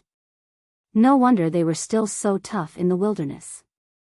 Looking at the light chariot behind the cavalrymen, he still did not think that the 3 powerhouses from Haotian Taoism could defeat the elite cavalrymen. After all, this was the Golden Palace, not the Central Plains where cultivators could be arrogant. The dozens of cavalrymen who stayed put were the first to shoot arrows. The arrows fell on the three cultivators like rain. One of the cultivators called back his Taoist sword and set up a sword screen in front of him to block most of the arrows. Then, the cavalrymen pulled out short spears from the side of their saddles and threw them again with a deep roar. The short spears were much heavier than the arrows. The dozens of short spears pierced through the air with a shocking momentum. The cultivator pinched the sword formula and kept slashing in the air with his Taoist sword. However, he could no longer block the short spears as easily as he did with the arrows. His Taoist sword was even trembling from the attacks. After a dozen muffled sounds, the hard short spears were inserted into the ground of the wilderness. One of them stabbed into the abdomen of a horse ridden by a cultivator. That horse neighed miserably, jumping about in pain, immediately throwing that cultivator off its back. The leader of the cavalrymen shouted, and the dozens of cavalrymen who stayed put also joined the charging team. The first dozens of cavalrymen were extremely fast and were already in front of the three cultivators.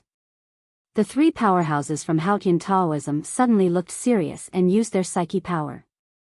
For a moment, the sword light flashed and there were cavalrymen falling off their horses or horses neighing and falling.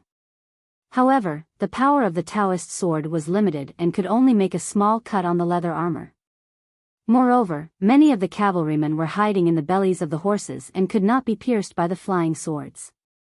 The distance of dozens of feet seemed very long, but it was very short for the cavalrymen of the Golden Palace.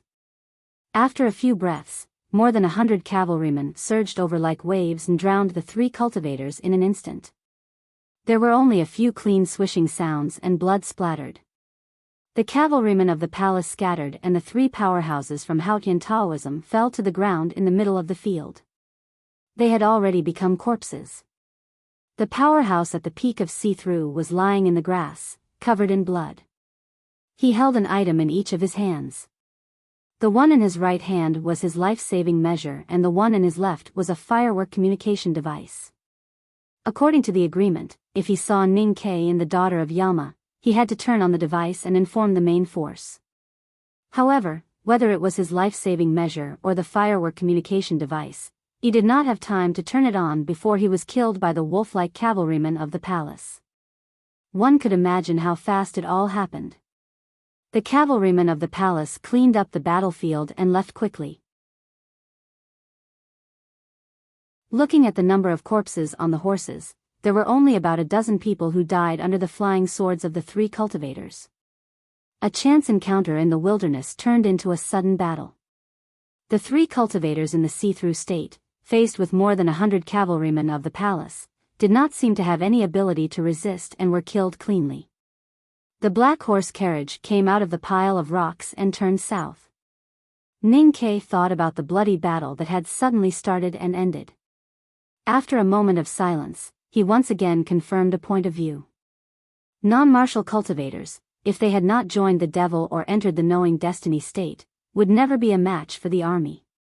This conclusion was completely different from the impression of most ordinary people in the world, but it was the truth.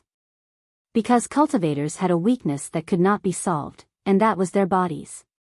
The bodies of cultivators were as weak as those of ordinary people, and it was the same when they entered the knowing destiny state.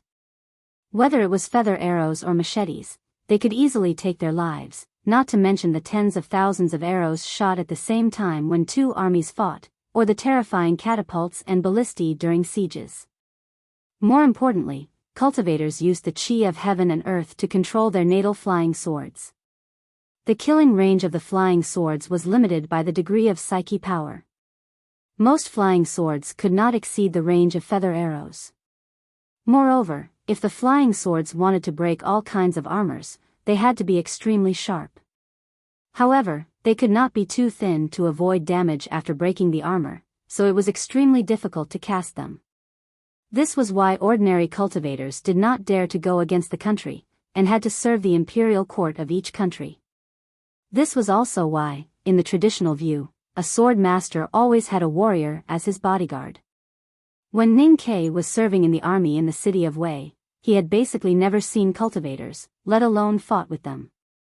He only remembered General Ma's expression when he was drunk and told stories about the battlefield. General Ma's attitude was very contemptuous. He thought that cultivators were very strong individually, but not very useful on the battlefield. Therefore, he was not surprised by the result of the battle between cultivators and the army today. But the process of the battle surprised him. The palace priest in the light carriage did not make a move, and the cavalry easily and neatly finished the battle, turning the 3 cultivators into corpses. The elite cavalry of the Golden Palace was indeed strong, and even stronger than before. He looked out of the window at the scenery that was gradually becoming familiar, and his expression was slightly solemn. The heroic former Golden Palace Chanyu, Li Yu's man and Xiaoman's father, had died young, which was not necessarily a good thing. His younger brother had taken over the position of Chanyu, and now it seemed that the Chanyu was no less intelligent and capable than his elder brother. It was rumored that the Chanyu was more ambitious. Ning Ke was a Tang, and also a Tang soldier who had been stationed at the border for many years.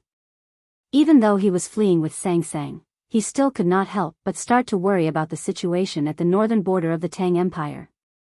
Sang Sang looked out of the window at the scenery of the wilderness, and her little face was slightly red from the wind. She said, "It looks a little familiar. Have we been here before?" Ning Ke looked out of the window and said, "I brought you here once. If we go further south, we will reach Shubi Lake. To be continued. If you like this work, please come to Chidian. Come to vote for me. Your support is my greatest motivation."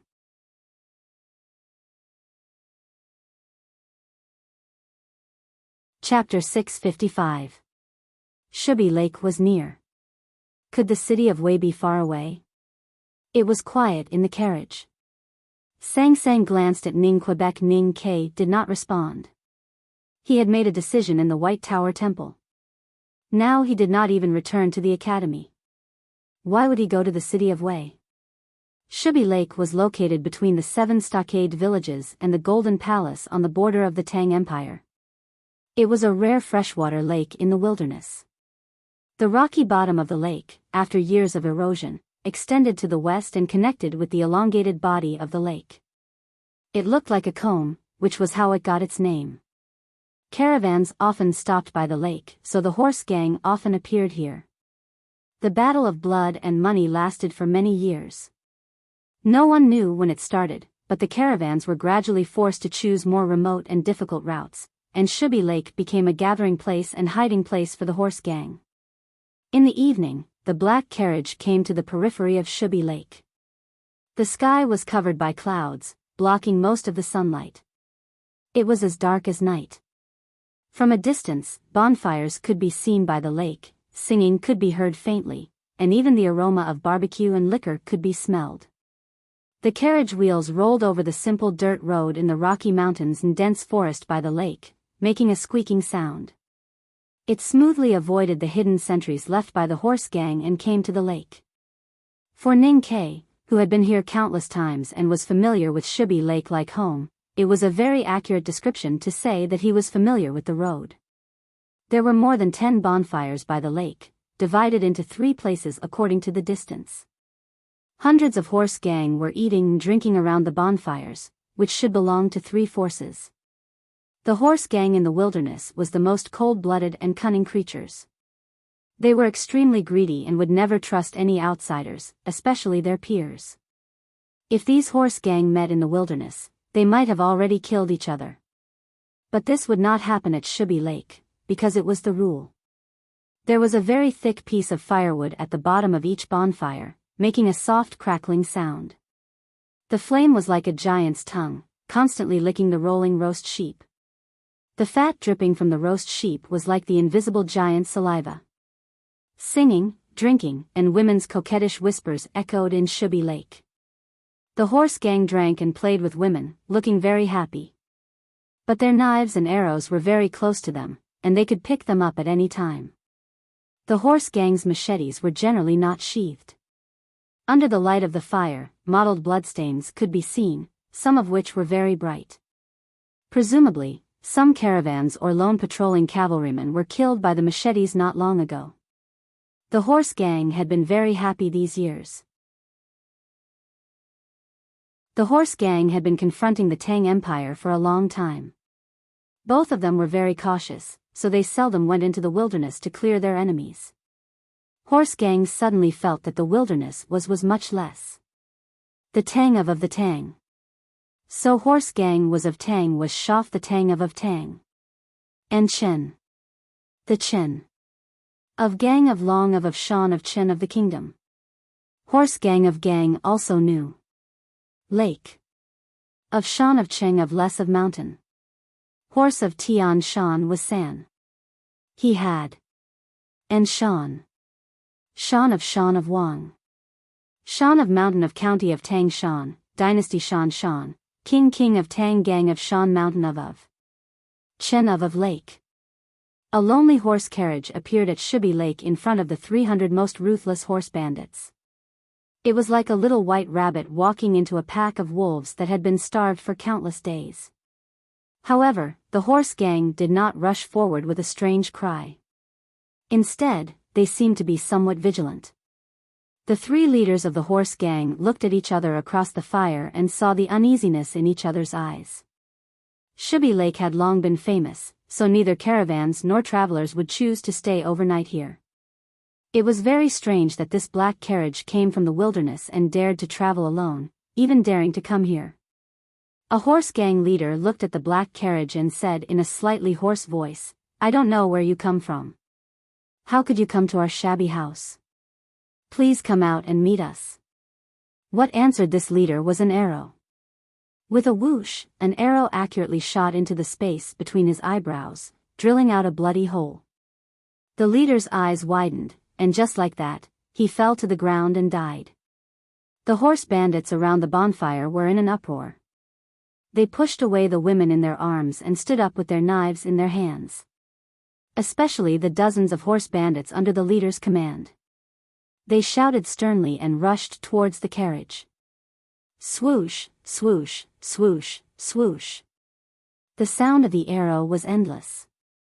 In a very short time, 7 or 8 horse gang at the forefront had an arrow between their eyebrows. Like trees that had been cut down, they kept falling and heavily hit the ground. Ning Ke walked down from the carriage with the box of arrows on his back and a boxwood bow in his hand. He looked at the frightened horse gang and said, "When did Shubi Lake become your place?" The night was dark, and the bonfire was swaying in the wind. The dim light fell on his black academy uniform and his expressionless face, revealing his eyebrows and eyes very clearly. Shubi Lake was the lair of the horse gang in the wilderness. Even the border army of the Tang Empire had to form a team before daring to come here. However, this man actually said that Shubi Lake was his home. One of the leaders of the horse gang looked at his face and frowned, as if he was recalling something. Suddenly, his face turned pale as he thought of the bleak, stormy, and miserable time a few years ago. He turned around and ran to his mount. As he ran, he desperately kicked his subordinates who were still in a daze. He shouted in a trembling voice, "You're all king blind. Get up and follow me." The horse gang around the bonfire did not understand why their leader suddenly became like this. They thought that although the man's archery was excellent, he was only one person. How could he kill more than 300 horse gangs? Big Brother was usually the bravest and most ruthless. How could he become more timid than a woman today? Another horse gang leader also remembered at this time. Looking at the young man beside the black carriage, he shouted with a pale face, "Hurry up, the woodcutter is back." The bank of Shubi Lake fell into a dead silence. The horse gang's expressions became extremely strange, as if the world had frozen. Then the next moment, with an extremely shrill scream, the horse gang came to their senses and fled in all directions. The woodcutter. It's the woodcutter from the city of Wei. The woodcutter. In the unwritten history of Shubi Lake, the most famous figure was not the legendary former horse gang leader who hid 10,000 taels of gold at the bottom of the lake, but a young Tang soldier in the city of Wei. The Tang army called the activities of cleaning up the horse gang or robbing the horse gang by pretending to be the horse gang as firewood collecting. Those who carried out this activity must be the best elite cavalry, generally called woodcutter or woodcutter. Since the young Tang soldier in the city of Wei joined the team of firewood collecting, the woodcutter mentioned by the horse gang in the wilderness only referred to that young man. This was the woodcutter of Shubi Lake that the horse gang had been talking about. The young Tang soldier did not rob the most taels of silver, nor did he kill the most horse gang, but he was definitely the object that the horse gang of Shubi Lake feared the most. Those miserable days were still a pain in their memories until today. It was not until the young Tang soldier left the city of Wei and went to Chang, and that the horse gang of Shubi Lake regained their courage and regained the pleasure and happiness of wielding knives in the wind. The woodcutter of Shubi Lake was the nightmare of all the horse gang. There was no horse gang that was not afraid of him. When the news from Chang'an spread to the wilderness, the horse gang knew that he had become a student of the second floor of the academy and the most trusted subordinate of the Tang emperor. Their fear and even some abnormal admiration suddenly rose to the peak. But at the same time, they thought that he was already a person from another world and could not come back to Shubi Lake to deal with the relatively lowly horse gang, so they were a lot more relieved. But tonight, the woodcutter returned to Shubi Lake again. Countless screams sounded by Shubi Lake. Women were screaming, and the usually cold-blooded and cruel horse gang were also screaming like women. It was chaos around the bonfire and the horses' hooves were hurrying. In a very short time, hundreds of horse gang left with their women like the wind, and the lakeside became extremely quiet. During this process, none of the horse gang members dared to attack Ning Quebec. No one even dared to look at where he was. They looked terrified and even thought it was ridiculous. Ning Ke carried the boxwood bough on his shoulder, pulled the reins, and led the black carriage to a bonfire by the lake. Then he helped Sang Sang down from the carriage and let her sit on the carpet left by the horse gang. The roast lamb on the bonfire was still dripping with grease, giving off a tempting aroma. Ning Ke would not be polite to the horse gang. He took out a sharp knife, picked the best part, and cut 3 large plates of meat. Then he went to the bonfire and took out 2 unopened leather bags of liquor and handed them to Sang Sang. Sang Sang ate the meat and drank the liquor in small mouthfuls. Ning Ke ate the meat and drank the liquor in small mouthfuls. In a short time, he finished the roast meat on the plate and drank the liquor in the bag. Ning Ke turned to look at Shubi Lake, which he had not seen for many years. Sang Sang looked at his profile and said, "Aren't you afraid that the horse gang will reveal our whereabouts? Shubi Lake is the sphere of influence of the Tang Empire. Neither the Golden Tribe nor the Buddhism or Taoism sects dare to enter at will. Even if they want to kill us, it should be the Tangs who do it." Ning Ke suddenly noticed that there was a pile of charred wood by the lake. The wood was surrounded by a circle of stones, and a whole leg of lamb was placed on top of it. It looked like an altar, but he did not know what god it was for. In his memory, neither the barbarians of the Golden Tribe royal court nor the horse gang had such a worship ceremony. Beside a bonfire in the distance, a horse gang was so drunk that he passed out. He was ruthlessly abandoned by his companions and did not know what had happened. Ning Ke walked over and threw him into the cold lake. The horse gang immediately woke up after being hit by the cold lake water. It did not take Ning Ke much effort to find out what he wanted to know, such as the current situation of the city of Wei and the recent situation of the Golden Tribe royal court. He also knew that the simple altar by the lake was a religion that had been rising in the wilderness in recent years. The god that the religion worshipped was called Tingri. Ning Ke had never heard of this name, nor had he heard of this religion. After a moment of silence, he decided not to think about it anymore. He took out his padao and chopped off the horse gang's head. His movement of chopping off the head was very smooth, as if he had repeated it countless times. In fact, he had indeed done this movement so many times that it was more like a habit. After chopping off the horse gang's head, Ning Ke came to his senses. He was no longer a soldier of the Tang Empire, nor a woodcutter of Shubi Lake. There was no need to kill this person. However, if he killed them, then so be it. He would not feel any guilt. All the horse gang's hands were stained with the blood of innocent people. They all deserved to die. He had let the 300 horse gang go because he was very tired and not in the mood, and it was indeed difficult to kill all of them. Since this horse gang dared to get drunk at Shubi Lake, then he should die. It could be regarded as the woodcutters' worship or commemoration of Shubi Lake. I haven't eaten yet. I'm going to eat first. The next chapter may be at 1:00 in the night. If you can't wait, please go to bed first. You can read it tomorrow. Anyway, I'll try my best to continue writing. Now that the situation is grim, I need your monthly vote. Please vote for me. Thank you. To be continued. If you like this work, please come to Chidien.com to vote for me. Your support is my greatest motivation.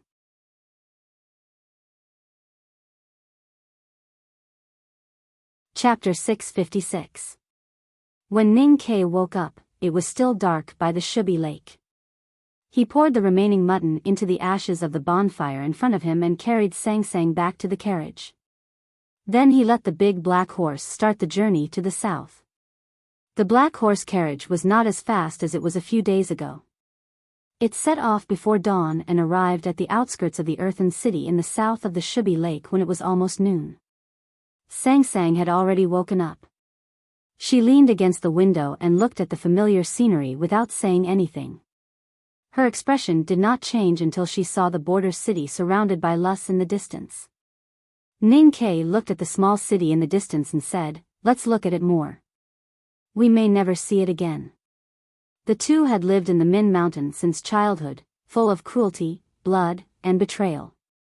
It was not until they came to the city of Wei to join the army that they finally had a relatively peaceful life and tasted the warmth of the human world for the first time. They had lived in this border city for many years and had their own home and many debts. The city of Wei was their real hometown. Ma Shixiang had been a deputy general in the city of Wei for many years. Because he had no family background and there was no big war between the Tang Empire and the Golden Tribe, it was extremely difficult for him to accumulate military merits. Therefore, he had never been promoted. In another year, he would retire from the border army and return to his hometown in Langya County. He was very satisfied with this because he had accumulated a lot of silver over the years. His only regret was that he had less money to collect firewood in recent years. Since that guy left the city of Wei with his handmaiden, the fate of the city of Wei seemed to have worsened. The pressure of the Golden Tribe royal court on the wilderness on the border of the Tang Empire gradually increased. Although the Golden Tribe royal court still dared not invade the border, the cavalrymen of the big tribes often pretended to be horse gangs and attacked the logistic teams heading to Helan City, which annoyed the 7 stockade villages, including the city of Wei, and even the entire northern border army. Now Ma Shixiang was more worried about another thing. Looking at the dark clouds gradually floating over the city of Wei, his gray hair trembled slightly. How could he deal with those bigwigs in the city? Now in the city of Wei, in addition to hundreds of experienced cavalrymen, many bigwigs also came a few days ago. 2 real generals of the Imperial Military Ministry with dozens of crossbowmen, more than 10 officials of the Imperial Center Administration, and 3 officials of the Imperial Astronomer all came to this inconspicuous border town for some reason. It was said that the other frontier fortresses in the Chiching Stockade village were in similar situations, but the city of Wei was obviously the focus of the bigwigs in Chang'an. There were several powerhouses from the Southern Gate Temple among the dozens of officials from the Imperial Center Administration. The powerful Yamen in Chang'an seemed to have transferred all its power here and directly took over the jurisdiction of the border. Surprisingly, the northern military camp did not make any violent reaction. There was no absolute secret in the world. The reason why these people came to the city of Wei had been spread 2 days ago. People in the city of Wei were shocked, but they had to accept it. Because they all saw the order issued by the Westhill Divine Palace and knew that it was true. As the dark cloud drew closer, Ma Shixiang's mood became heavier and heavier. He did not know what he should do or what he could do. When the military official issued the military order, he was so confused that he did not hear it. "General Ma, did you hear what I said? Immediately lead the cavalrymen out of the city and rush to that cloud. Stop that black horse carriage at all costs." The military official shouted in a low voice. Ma Shixiang felt a little relieved and asked, "Only drive it away?" A gloomy Taoist from the Southern Gate Temple said, "If there is a chance to kill the daughter of Yama, of course we can't miss it. Then tell your subordinates to act according to the situation and cooperate with us." Hundreds of cavalrymen went out of the city of Wei, with several horse carriages among them. Ma Shixiang on the horse in the front was very silent, so were the cavalrymen. In the silent and depressing atmosphere, the team came to a slightly higher meadow. The dark clouds had already passed the meadow and were extremely wide. The front part was about to enter the city of Wei, but the back part seemed to stay near the Shubi Lake, covering the sky for many miles. The cavalrymen looked up at the clouds above their heads, still silent, but their expressions were extremely complicated. When they looked down, they saw the black horse carriage moving slowly under the clouds and exclaimed. Several adjutants and hundreds of cavalrymen looked at their superior at the same time. Ma Shixiang pulled the reins with blue veins slightly visible, but his face was expressionless and he did not give any orders. An official of the Imperial Center Administration got off the carriage and looked at the black horse carriage in the distance. His expression suddenly became serious, and he found that the cavalrymen around him did not move. He shouted angrily, "What are you waiting for?" Ma Shixiang said, "I received the military order not to let that black horse carriage enter the city. Now it has not entered the city, so we can only wait." The Taoist from the Southern Gate Temple shouted, "This is a great opportunity to kill the daughter of Yama. What are you hesitating for? Do you want to let that horse carriage go?" Ma Shixiang was still expressionless and said, "I am a soldier of the Tang Empire, and I only carry out military orders." The official of the Imperial Center Administration hurried to the horse carriage behind and looked at the official of the military ministry, who waved his arms angrily and shouted, "The military must cooperate with our action. You immediately order the cavalry to attack." The official of the military ministry was silent. The official of the imperial astronomer, who had the lowest position, tried to persuade him, although the imperial court issued a document asking us to monitor and drive away, His Majesty did not say that we should take the initiative to attack. Ning Ke and Sang Sang had reappeared and were on the run, which caused a great disturbance in Chang'an. However, the forces within the empire had different views on this matter. Zhuge Wuren, the chief officer of the Imperial Center Administration, was a trusted follower of the Empress. He wanted to gather the power of the empire to destroy the black horse carriage and kill Ning Ke, so as to remove a worry for the Empress. Although the Taoist cultivators of the Southern Gate Temple had no opinion on Ning Ke, they believed in Haotian, so of course they wanted to kill Sang Sang. Princess Li Yu was on good terms with Ning Ke and Sang Sang. However, in the face of the possible catastrophe of the human world, she had to remain silent. However, to everyone's surprise, the most powerful and important military force was not very active in this matter. For example, at this time, the high-ranking official of the military ministry had not said a word. The military of the Tang Empire had a very high status and only listened to the edicts of His Majesty and the military orders of their superiors. Therefore, the official of the Imperial Center Administration and the Taoist from the Southern Gate Temple could not force Ma Shixiang to attack with the cavalry of the city of Wei. Without the protection of the Tang cavalry, how could they dare to approach the black horse carriage?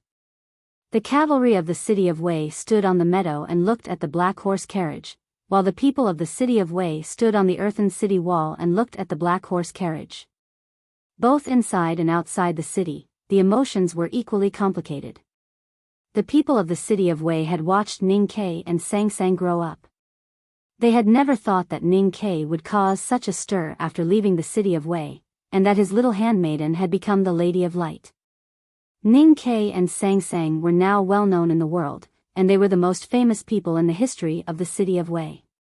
They were the pride of the city of Wei, the people who talked about them enthusiastically, and the light of the city of Wei.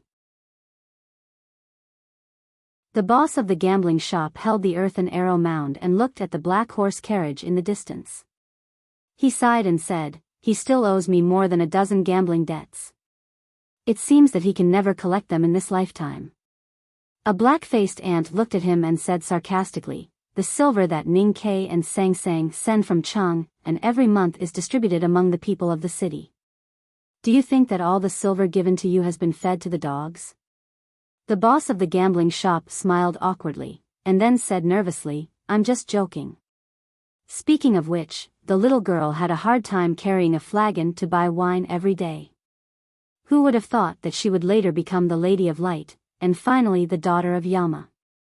The people on the earthen city wall of the city of Wei already had complicated emotions.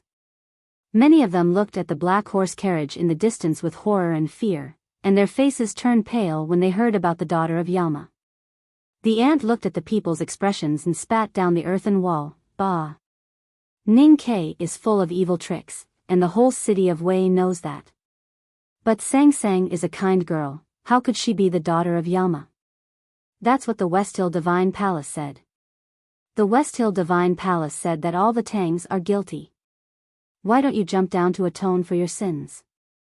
The quarrels and even insults in the city of Wei did not affect the hundreds of cavalrymen on the meadow. It was still silent. An officer who had just come to the city of Wei this year could not bear the depressing atmosphere and the strong pressure from the officials of the Imperial Center Administration. He whispered to Ma Shixiang, "General, killing the daughter of Yama is a great achievement. It's worth it even if it's risky." Ma Shixiang glanced at him and did not speak. Then he looked at the black horse carriage and frowned slightly. Suddenly he whipped the reins and went back to the meadow, ready to go back to the city. Hundreds of cavalrymen followed him down the meadow. A Taoist from the Southern Gate Temple rushed to the front of Ma Shixiang's horse with a gloomy face. He scolded, "Ma Shixiang, what are you doing? I'll kill you for running away in the face of battle." Ma Shixiang shouted, "If His Majesty has a decree, I will send troops. If His Majesty doesn't have a decree, you old Taoist is nothing." The officials of the Imperial Center Administration rushed over and scolded him severely. "Why did you stop the horse carriage outside the city?" Ma Shixiang said, "The horse carriage will not enter the city of Wei." The official scolded, "Ning Ke is going back to the academy. How can he not enter the city of Wei? What do you know?" Ma Shixiang looked at the official of the Imperial Center Administration and said contemptuously. Then he squeezed the horse's belly and pushed the official away. He led hundreds of cavalrymen away and soon entered the city of Wei. That night, Ma Shixiang and several adjutants, as well as all the cavalrymen who had participated in the activity of cutting firewood at Shubi Lake, crowded the only restaurant in the city of Wei. They talked about the story of Shubi Lake, the shabby courtyard, the little handmaiden carrying water, and the wine. Soon they drank all the wine stored by the owner of the restaurant. Ma Shixiang was the military chief of the city of Wei. No one dared to compete with him, so he drank the most.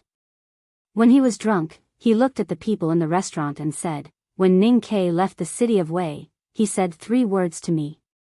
Because of those 3 words, I won't kill him." An adjutant belched and said, "I asked you before what was the content of Ning Ke's 3 sentences, but you refused to tell me. Can you tell me now?" Ma Shixiang stroked his beard and said, I can't say. That night, Ma Shixiang was drunk, and the whole city of Wei was drunk. Not bad, only 10 minutes late. Everything else is fine, but my eyes are a little dizzy. Also, I write slowly. To be continued. If you like this work, please come to Chidian.com to vote for me. Your support is my greatest motivation.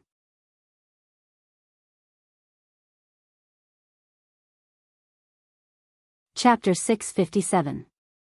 The city of Wei was his hometown.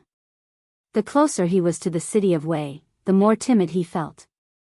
Looking at the dusty city in the distance and thinking of the years he spent here, even someone as indifferent as Ning Ke could not help but feel a little emotional. He looked past the city of Wei and continued to look south. He knew that there was Min Mountain, Hebei Prefecture, Chang'an, the Tang Empire, and the Academy. That was his and Sangsang's homeland, but they could not go there. Or rather, they did not want to go there. Because they did not want to bring the heavy dark cloud over their heads into the Tang Empire and bring disaster to the Tang Empire. The black carriage stopped outside the city of Wei for a while and then set off again. It went around to the east, avoiding the 7 stockade villages and the border patrolling cavalries of the northern military camp.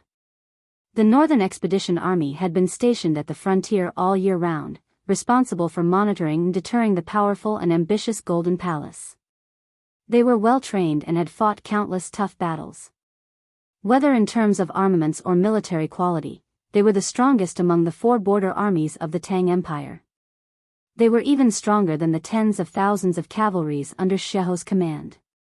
Ning Ke used to be a member of the Northern Expeditionary Army.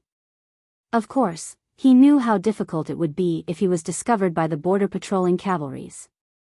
He had no confidence to escape from the northern military camp. Moreover, he did not want to fight with his comrades. So he became extremely cautious and accurately followed the route planned on the military map. He kept walking in the buffer zone between the Tang Army and the Golden Palace. Relying on his familiarity with the wilderness and the Northern Expeditionary Army, he passed through without any danger. As the escape continued, spring became deeper. But the two in the black carriage felt colder and colder. The walls of the carriage were covered with a thin layer of frost. It had nothing to do with the hot sea freezing and the approaching night. It was mainly because Sangsang's body was getting colder and colder, and her breath was like ice. And the black carriage kept going north. The Min Mountain, which stretched across the entire northern continent, was divided into 2 parts by a narrow gorge. People in the Central Plains used to call it the north and the south of the Min Mountain. People in the wilderness and some Taoists used to call the south the Min Mountain, and the north the Tianqi Mountains, meaning the mountains abandoned by Haotian. At the western entrance of the narrow gorge that separated Min Mountain from the middle, there was a magnificent stronghold more than 1,000 feet high. It was called Helan, so the narrow gorge was also called the Helan Mountain Gap. Helan City was located in the depths of the wilderness, very close to the Golden Tribe royal court. However, it still belonged to the Tang Empire. It was the furthest territory of the Tang Empire. To be more precise, it was an enclave. This place was more than 1,000 miles away from Chang'an. If they wanted to transport supplies from the Tang mainland, the journey would be long and costly. Moreover, they needed many cavalrymen to protect them from being robbed by the horse gang or the fake horse gang. Even so, the tens of thousands of cavalrymen of the Golden Tribe royal court could still cut off the supply route at any time. After spending so many resources and taking such a big risk, the Tang Empire still struggled to maintain the existence and normal operation of Helan City. It was not because of the psychological malady of the Tang Empire, but because Helan City was very important to the Tang Empire. This magnificent stronghold far away in the wilderness was the symbol of the Tang Empire's power and spirit in the wilderness. It was the confidence of the Tang Empire's business groups in the wilderness. Most importantly, this magnificent stronghold guarded the only passage to the eastern wilderness, which was very important to the Tang Empire's trade. It was like a sharp and thick knife inserted between Tianqi Mountain and Min Mountain, separating the Golden Tribe royal court and the left king's court. It was of great strategic importance. Looking at the towering city wall between the 2 cliffs, Sangsang thought of Chang'an. However, the city wall of Helan City was built between the cliffs, which was more shocking. The cold wind blew in. She coughed and looked at Ning Ke, asking, north or east? If they went north from here, they would go deeper into the wilderness along Tianqi Mountain. The cold land was sparsely populated. If they went further north, they would reach the front gate of Devil's Doctrine. If they went further north, they would reach the snowfield that few people had been to. If a place without people was the safest place, Ning Ke should have taken Sangsang north to the snowfield. In that case, no one could find them except the great divine priest of the West Hill Divine Palace or the eminent monks of the Xiankong Temple. But for some reason, Ning Ke chose to go east. The further east they went, the closer they were to Helan City and the mountain. The white hair on the top of the mountain gradually turned into clear snow, and the steep cliffs gradually revealed themselves. Dark clouds covered Helan City. White clouds floated above the towering city wall. Hundreds of Tang's soldiers appeared on the city wall. They could even hear the sounds of nooses being pulled and crossbows being pulled. There were 30 or 40 heavy carriages under the city wall. However, for some reason, the city gate was closed and the caravan was not allowed to enter. The atmosphere was very tense. Ning Ke looked at the dark clouds above his head and naturally knew why Helan City was closed. He thought that it was impossible to sneak into the caravan and pass the gate. The wheels of the carriage rumbled, but the ice and gravel on the ground did not scatter. Below Helan City, the attendants of the merchant group were hiding in their carriages to avoid the cold. They were thinking about how to contact the general in the city and quickly enter the city. Hearing the sound of the wheels of the carriage, they could not help but look back curiously. When they saw the black carriage, their expressions changed. Through the edict of the Westhill Divine Palace and the portrait annotations of various imperial courts, this black carriage was now very famous. Everyone knew that the legendary daughter of Yama was in this carriage. Helan City was in a panic. The shouts of the merchants and guards rose and fell one after another. The horses that were tired from the long journey neighed in fright. Someone saw the opportunity and ran to the foot of Helan City, banging on the city gate with all his might. The gate of Helan City was wedged deep into the mountain. It was made of iron and wood and was extremely heavy and thick. When the merchant's palms fell on the gate, it was like a mosquito's wings flapping on a stone. It could only make a very faint sound. Even if the soldiers in the city heard the sound, they would not open the gate at this time. When the dark clouds approached Helan City, the city gate was closed and no one was allowed to enter or leave. They were guarding against the black carriage. How could they give it a chance to rush into the city? The black carriage passed by the caravan of the caravan of the caravan. The frightened caravan hurriedly pulled the reins and moved the carriages further away to make way for the black carriage. After a moment of chaos, there was absolute silence, even dead silence. Ning Ke did not care about the merchants and guards who were on guard. He drove the carriage to the front of the mountain and walked to the city gate. He looked up at the two mountain-like gates. On the city wall, the sound of the crossbows gradually subsided. Several crossbows struggled to adjust their angles and aimed at Ning Quebec. Hundreds of archers and crossbowmen aimed at the black carriage a little further away, ready to shoot at any time. Even the sound of burning oil and stones could be heard. The Tang army in the city actually treated him as a troop to attack the city. Faced with so many well-trained Tang soldiers, even if all the cavalries and priests of the Golden Tribe Royal Court came out, they would not be able to attack the city in a short time. Ning Ke knew that he could not be forced. I am Ning Quebec. I want to pass the city. He looked up and said. His voice was not loud, but it clearly spread to the top of the city wall and into everyone's ears. Then he continued, I used to be a member of the Northern Expedition Army. I have made countless military achievements, which can be found in the archives of the military ministry. I don't want to fight with you. I just want to exchange my military achievements for a pass. Helan City was extremely important to the Tang Empire. The highest military officer in the military was habitually called General Helan. His position was second only to the 4 generals and a few old generals in Chang and City. The current General Helan was named Han Qing. He had been stationed in the bitter cold city for more than 10 years. He was half barbarian, but he was deeply trusted by His Majesty and was given such an important task. Under the protection of more than 10 shield-bearers, General Han Qing came to the city wall. He looked down at Ning Ke and said, Tang soldiers are ashamed to talk about asking for rewards. Don't even think about bringing the daughter of Yama into the city. I don't want to enter the city. I want to cross the city. This road is blocked. Why not? As a general of the Tang Empire, how can I let you bring this demoness into the city of Tang? In your eyes, my wife will bring disaster to the world, so you don't let us pass. That's right. If the carriage passes the city, it will be out of the Tang Empire. Even if it is a disaster, it will only bring disaster to others. Why not?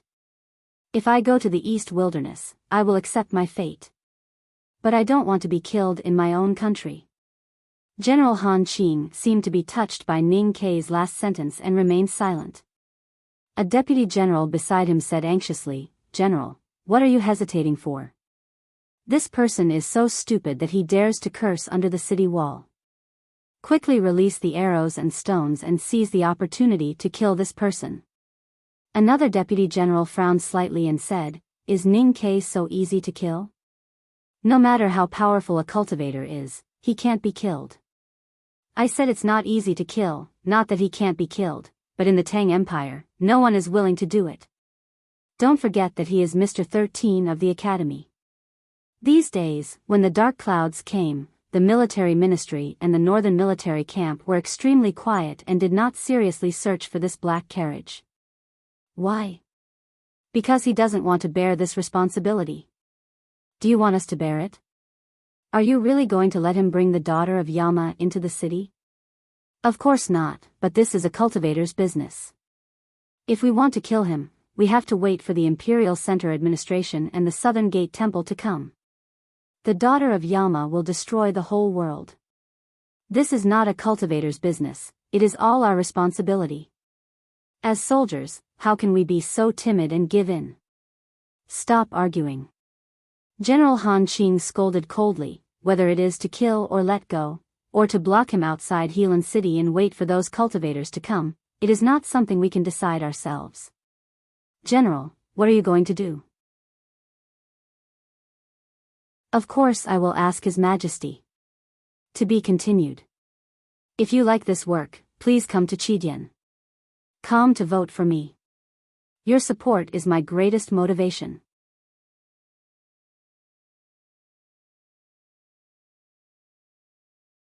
Chapter 658. His Majesty was far away in Chang'an. If he wanted to ask for instructions, it would take a long time to go back and forth, and the black horse carriage was already at the foot of the city. General Han Qing's words sounded like irresponsible nonsense. However, no one in the room showed such emotions. They just looked a little surprised. The Tang military had set up 3 talisman teleportation arrays on the border. They could transmit short pieces of information through the air. One of them was set up in Helan City and could directly connect to the Imperial Palace in Chang'an. Teleportation formations could only transmit very little information, and the amount of resources required to activate them was unimaginable. This was especially true for the one in Helan City. Because the communication distance was too great, the cost was even greater. According to the designer's calculations, using it once would require 10 years' worth of supplies for Helan City. According to the military regulations of the Tang Empire, the teleportation array could only be activated in dangerous times such as when the Golden Tribe was invading, or when the Left King's palace was trying to break through from the eastern wilderness to threaten the Tang Empire. Since a sage from the Academy had set up this teleportation array, the teleportation array in Helan City had only been activated twice in the past hundreds of years. However, it was activated again today because of a lonely horse carriage.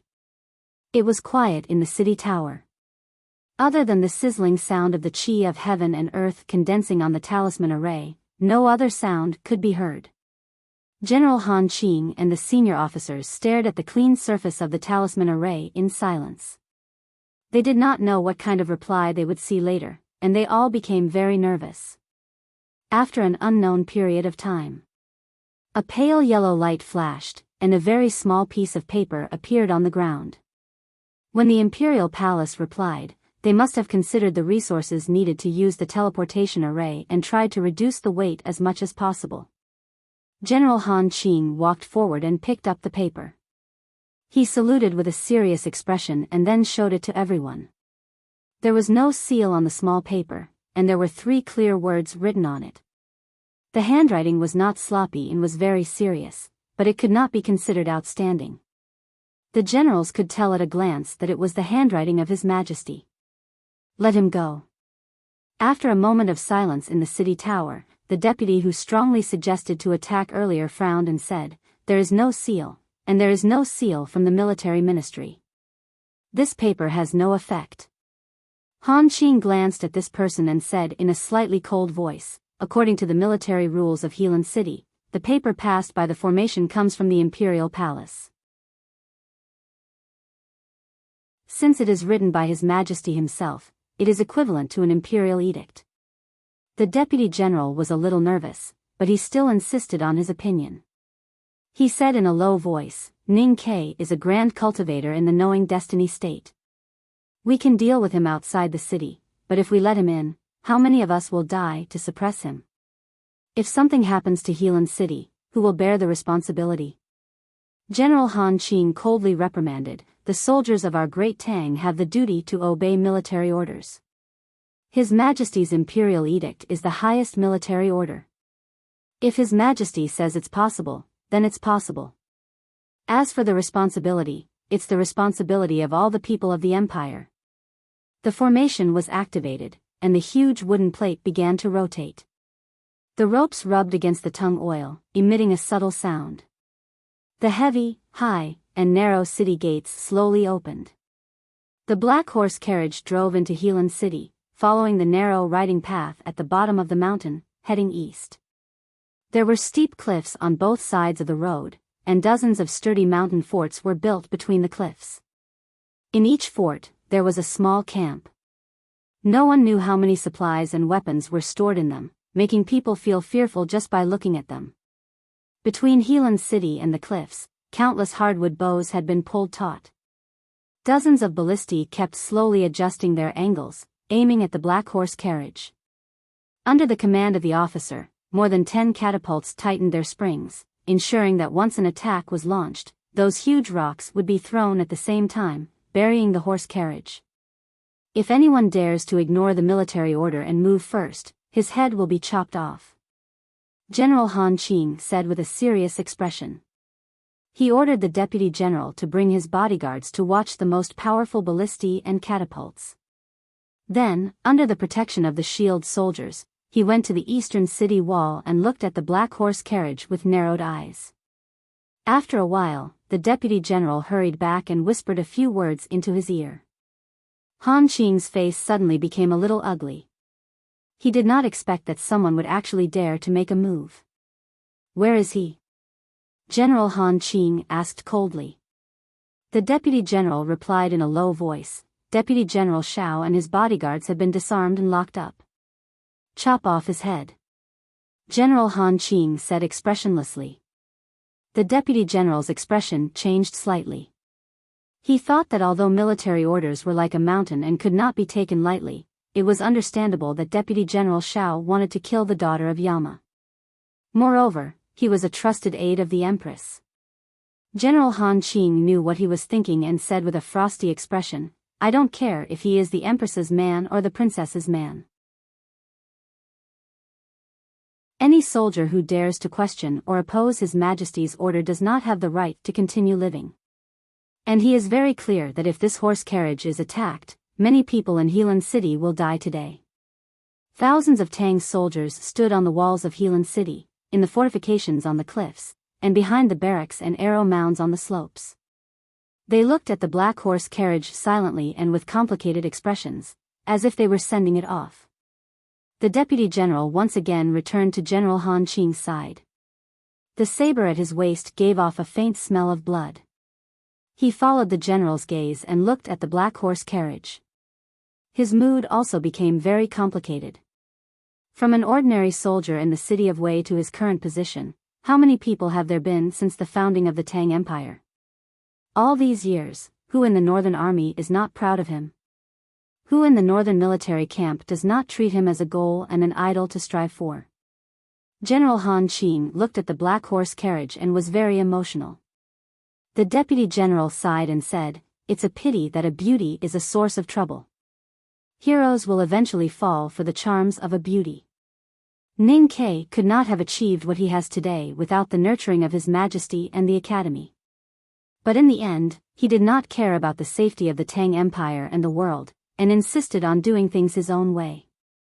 He is really heartless and a bastard to the extreme. At this moment, a gust of wind blew in the Helan Mountains, causing the window of the black horse carriage to make a whistling sound.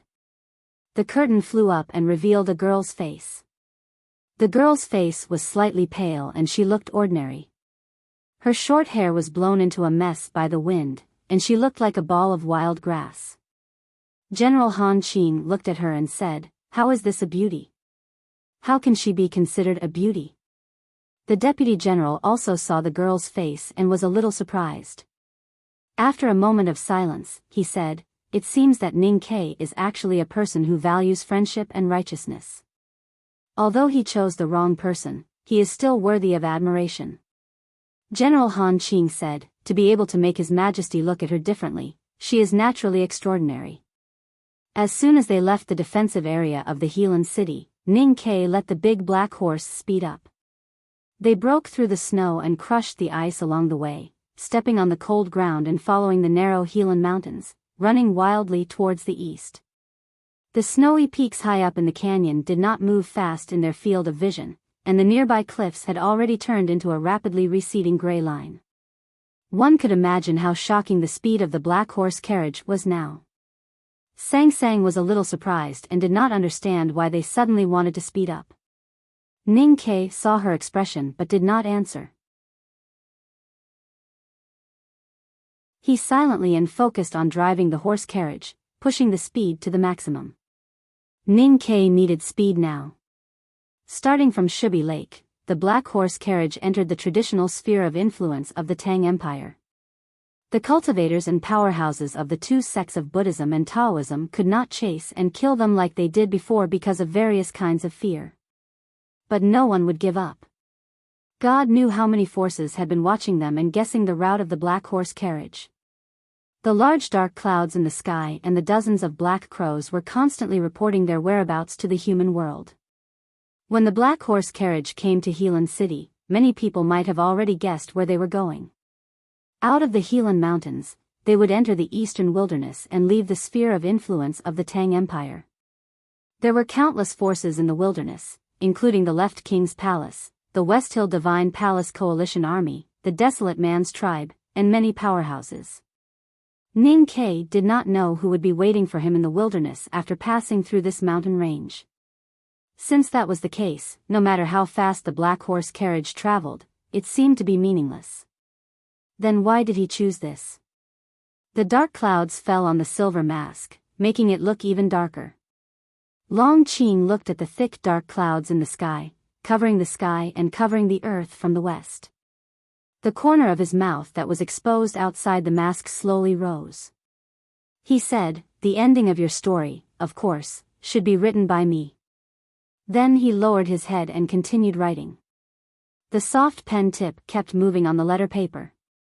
He drew a diagram, which seemed to be the attack and defense diagram of a large city gate. Then he wrote a few simple lines. He sealed the letter with lacquer and handed it to a former commander of the cavalrymen of the West Hill Divine Palace.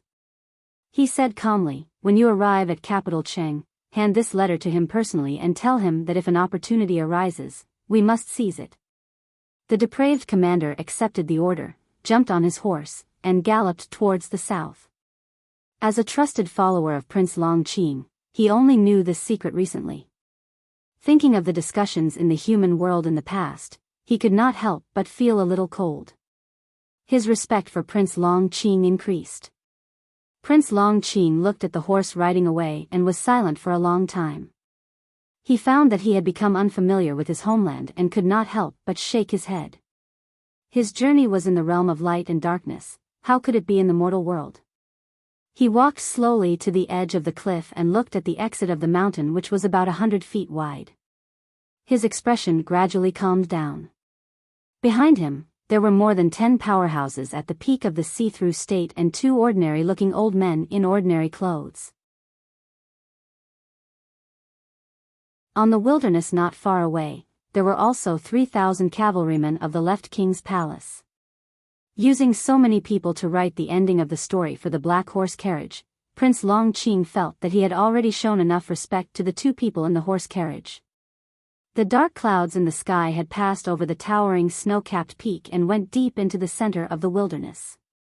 The sound of hoofbeats was hurried. The black horse carriage under the clouds finally drove out of the Helan mountain gap and came to the wilderness. It came to a slow stop in front of Long Qing. Long Qing sat on the horse and looked at the black horse carriage at the foot of the hill.